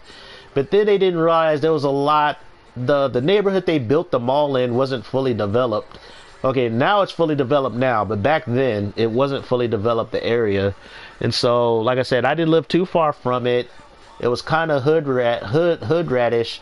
And on the Milpitas side, it was like down the street near a prison. There wasn't a neighborhood around that mall, so it was like the only people who would come to the mall was like kids. You know, you're looking at youngsters between the age of 14 and young adults like at 22, 23 years old. And like I said, the adults, they only shop there during the holidays. But as far as the people, the regular patrons, which wasn't a lot, were young adults. Like I said, that mall was almost always dead when I worked there. Like, I worked at the coffee place. We were open during the morning. We had our regulars, but the mall itself would be like dead during the week. On the weekend, it would slightly pick up, but it wasn't popping. It wasn't popping the way it was when I went back there last year. I was like, shit, you can barely move without bumping into anybody. The whole place was busy. It was crazy. Let's do a fatal 4-way. Actually, I need to tweak these rules because they gonna start getting people out of pins. When I do these kind of matches, I do them with knockouts so they don't go on forever. With pins and wins. Time limit, I just like to see a clock, so I said count limit. No count on the ring outs, elimination. So yeah, so it's more like a knockout battle royale when I do these match types.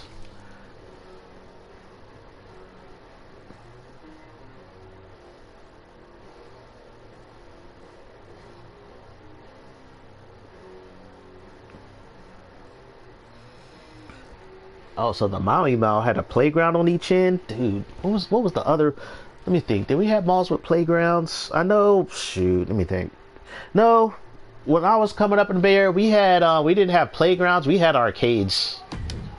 We had arcades in our malls. That's what we had. We had Fashion Park or Valco.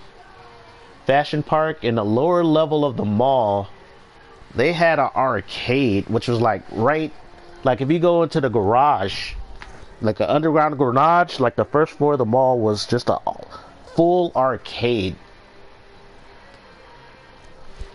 In the Great Mall, we had a freaking arcade called, what was it called?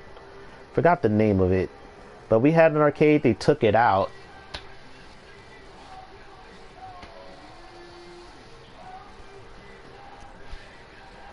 But the mall owners got greedy, where they charging people for the rent, like rent spaces and stuff like that.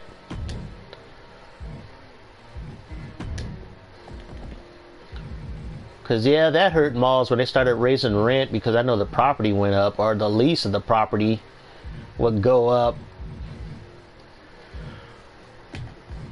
Oh, I got sneeze, but the sneeze won't come out. There it is. That felt good.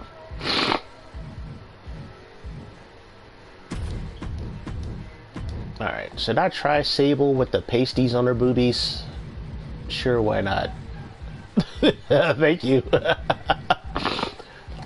Let's whip up. Some of these creative wrestlers I didn't create. I just downloaded them just for parts. But here we go. I'll put Sable in for you. They did a pretty good Sable. Not gonna lie. Hey, that girl's naked. Just got her for parts. Let's see what else we got going on here. Okay, we'll use the baghead girl. So I know, well, I don't get monetization on my videos anyway, so I don't really care. I don't know. Hopefully I don't get like a fucking age restriction strike. I don't know, YouTube got called out for that like a while back, so they're not as strict about it anymore. But I do recall when I did my Saints Row video on the 2022 game, when I was capping on their fucking their character creator, and that video got age restricted. Yes, there was like, they do have like full frontal nudity as far as female characters with boobs and nipples on the character, but the boobs were so ugly I was just talking hella shit about it. That video got age restricted, yet I live streamed most of my cyberpunk stuff, like banging the prostitutes, and those videos never got age restricted, and those videos actually had sexual content. I was like, okay, somebody snitched. Somebody had to snitch on me about that fucking Saints Row video. Either that or the developer told YouTube to flag any video, like keywords that were critical against the game. So that's probably another reason my video got age restricted. Oh, she getting weapons? Oh yeah, fatal forward. They can use weapons. I think the most broken move on this game is the fact you can throw weapons. And not only that, when you throw the weapons, they go pretty far. And they're pretty damn accurate. And the only way to avoid getting hit is you have to reverse it so you can catch the weapon. Otherwise, you're going to get hit when a weapon is thrown at you. Oh, dang, she's just getting all the weapons. She got another kendo stick.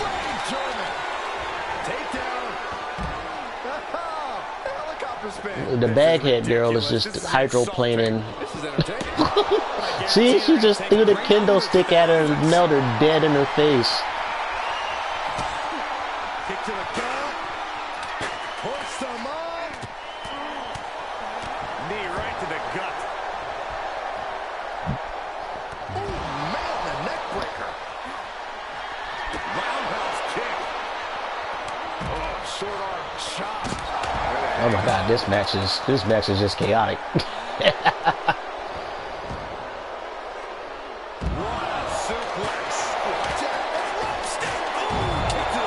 Oh, your video got blocked? It's like, I know they offered it for free. I can still re-download it because it was like a free game on PS4. Dude, when they give us that game for free? I know it was last year. I think late summer last year. Or fall. I think it was late summer. Yeah, late summer. If you had PSN, you got that game for free. So, I live streamed it about 3 times. Yeah, that one, yeah, I didn't get blocked on that one. Surprisingly. But it was like a good year after the game came out, and the game flopped. So, you know, they didn't have to protect the game no more.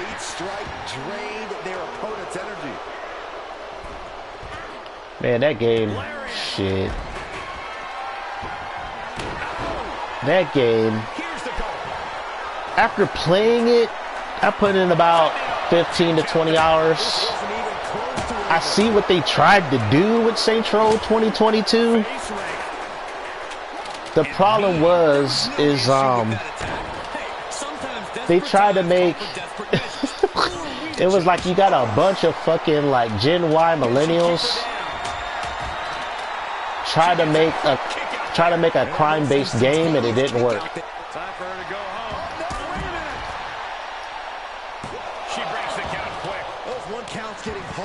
What they tried to do, though, they tried to make the game play like Saints Row 2. That's the only thing I would give them, is they tried to make the game play like Saints Row 2, and also kind of look at Saints Row 2. The problem was, it was like, you went from Saints Row 3, like the graphic engine for Saints Row 3 was so well done. Yeah, Saints Row 2 was the peak. In terms of gameplay and unlockables and story, Saints Row 2 was the peak. It was just the character models I didn't like in Saints Row 2. Since I'm a graphics whore, and I like making hot female characters, you couldn't do that in Saints Row 2. But in Saints Row 3 you could. So if they just used the graphic engine of Saints Row 3, they would have been fine, in my opinion. They would have been okay. But then when I played the 2, it's like, yeah, you have that huge open world, but that open world was glitchy. The game was broken hot mess when it launched. So it was like, at that point, you released a glitchy hot mess of a game. You already killed people by taking a lot of the sexiness out of it. Well, I can say they got rid of the juvenile. No, there was still juvenile humor in 2022. Yeah, Shauna looked way better. Like I said, the character, like the graphic design, character engine in 3 and 4 was really, really good. And then when they made Central 22, it was just like the graphical character design and stuff just took a step backwards. Like I said, they were trying to model the game after Saints Row 2. In all actuality, I think they used the engine from Saints Row 2 to build Saints Row 2022, in my opinion. Based on how the environment was and how busted the game was. It's like, I think they just bit off more than they could chew. I think that was also a problem with the game. They were like, they wanted to build this big, grand, open world, like basically Grand Theft Auto San Andreas or Grand Theft Auto 5, where you had like 3 cities in one game. So they tried to do that, and it epically failed. It was just an epic failure.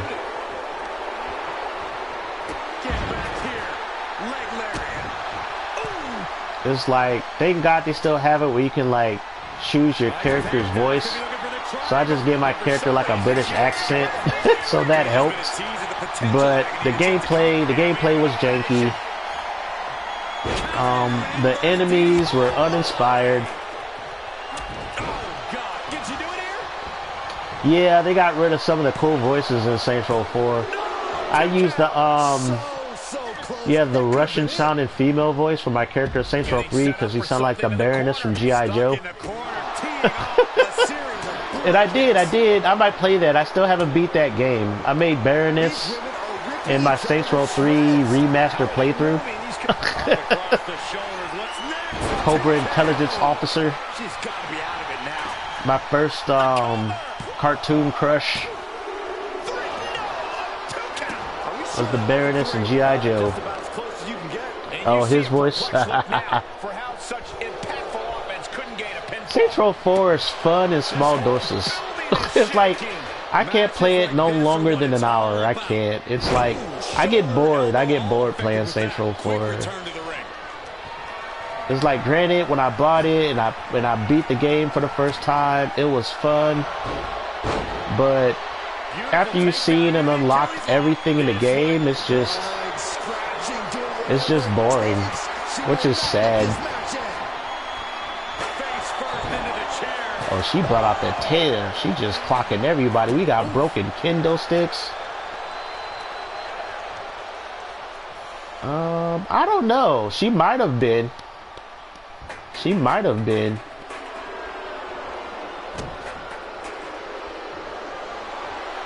Dang, I forgot her name. It was like voice actors in the 80s, they had so mmany different roles. It was like, they were like, oh, you do voice acting? Okay, you're hired. Oh my gosh, she threw the girl with the bag on her head threw the chair into the dragon princess's face. I can't believe Sable's still in this match. She's like the lowest rated wrestler in this match right now. Oh, knocked her out. She knocked out the bad girl. Oh my God, Sable won. Son of a bitch. Darn it, Meek. Darn it. It was funny. We were talking about Sable like 3 hours ago. And you were talking about, yeah, back in the day, she was like hella good. Well, she's hella good in this game. She won the elimination, the fatal 4-way elimination match. But when I was watching that Legend of the Hawk show, when they covered her career during her prime, she was horrible. She could only do like 3 or 4 moves in the ring, but in this match, she won. Vince McMahon must have booked this match. Well, it is on Raw. Yeah, Vince McMahon booked this match, man. Yeah, she was prominent. She was very prominent. It's like, I think the only people she during that time, the only like regular wrestlers, because I think Lita and Trish, they were like near the end of their run in WWE. I think Mickie James was like a rookie, well, coming into it. I know Jacqueline was still around when Sable was But yeah, Sable didn't wrestle against the major ones that often. She wrestled against a lot of the female jobbers. Well, jobbers at the time, like who were considered jobbers, like what's her face? Oh my God, what's that chick's name? Like Tori Wilson and oh, what's the other one who made the Hall of Fame recently? They got her in this game as a legend. The one who's known for her legs and her butt. Ah, the blonde white chick. Dang, what's her name? Gosh darn it. She's in the frickin' game. She's in the game, man. What's that chick's name? She's on this list. Where is she at? Where is she? Yeah, that Molly Holly was around when Sable was around. No, here she is. This chick, Stacy Keibler. Yeah, Stacy Keibler.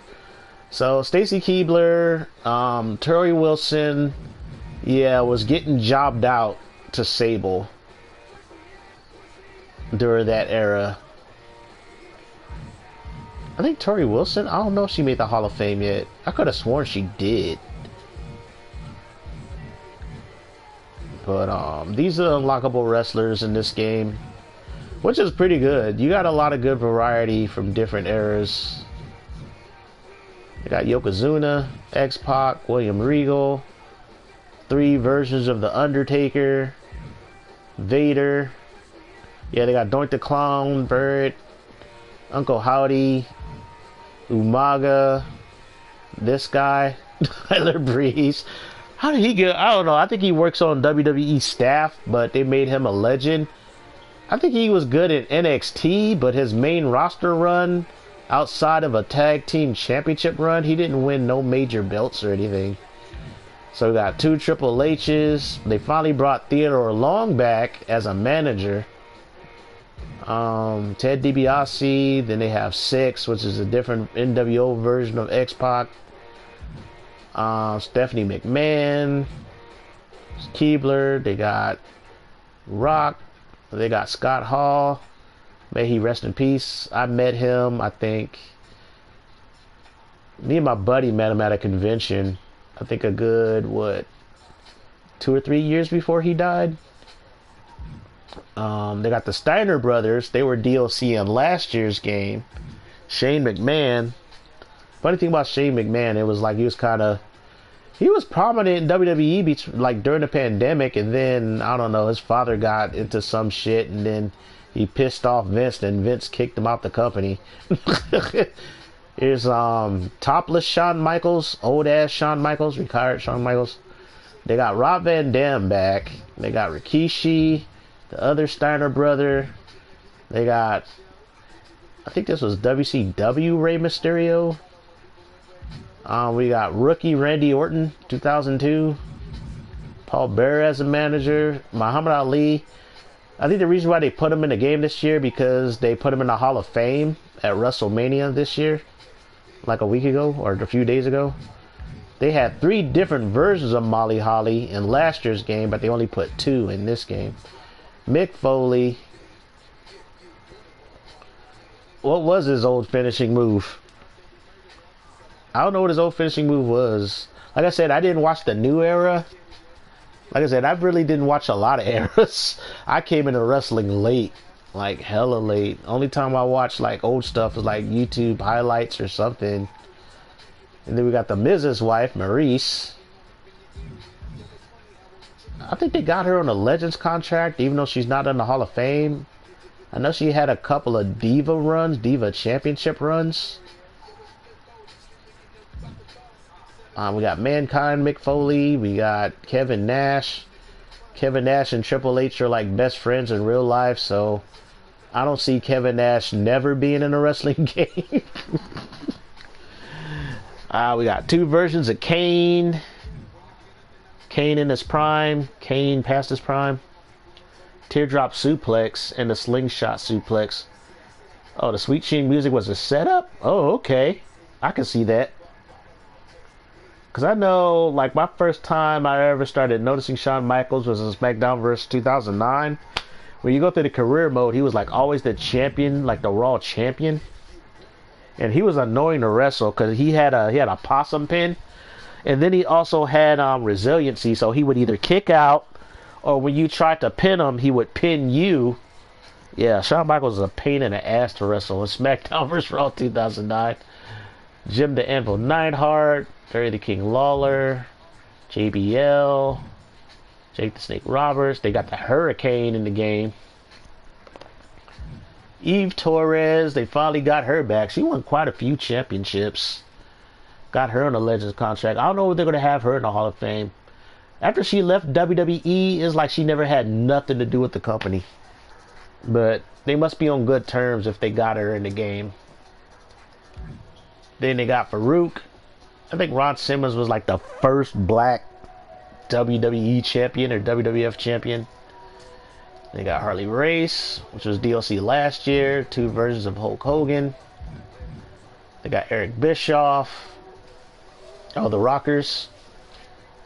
Dang, I think they did have the Rockers as in one game. I forgot what it was. They only got 1 Eddie Guerrero. I think in WWE 13 they had like 3 Eddie Guerreros. I think in 2K22 they had like 3 or 4 Eddie Guerreros. They got Dude Love, Mick Foley, Dork the Clown. They got Mamacita Chyna, Booker T, British Bulldog, Bruno Sammartino. I think his first appearance in the wrestling game, I think, was WWE 2K14 when they had the whole WrestleMania showcase mode. But in that game, with that WrestleMania, they had like at least 30 or 40 matches. So the Rocker Dropper, the full version of the Faymaster. Then we got Cactus Jack version of Mick Foley. They got the Boogeyman, Big Boss Man. Now this was probably the most unique Beth Phoenix look that I ever seen for her, Beth Phoenix. I don't know, they brought her back for a hot minute when Edge came back to the company. Edge came back what? When did he come back? I think 2021 when Edge came back for a while. And then he brought Beth Phoenix with him. But now Edge is in AEW. And I think Beth Phoenix, she's working in creative for WWE. Got Batista, the good Batista. The one I remember from what? I think around 2009, 2010. Before he left the company. Then he came back in what? Around 2014, 2015. And then they put Bad Bunny in. He was like DLC. He was the celebrity guest in last year's game. But yeah, those are all the wrestling unlockables. Well, for wrestlers. Then you got these extra arenas. And then you got a shit ton of championships. That is a lot of championships to unlock. Then you got the PlayStation Store. And then the whole My Faction.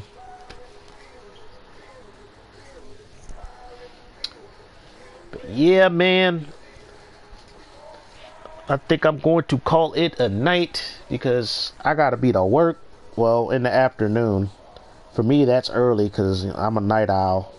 I usually don't go to bed till like around 3 a.m. But they got me coming into work at 1:30. Go to bed at 3. Usually wake up around 10, 11. That only gives me about 2 hours, an hour and a half to chill, get something to eat, and then I gotta head out to work. But yeah, for those of you guys who stopped by, thanks for stopping by and chatting up with me, Meek. It was cool. Had a great time. But you guys stay safe. Have a good night. And God bless y'all. Thanks for hanging out with me.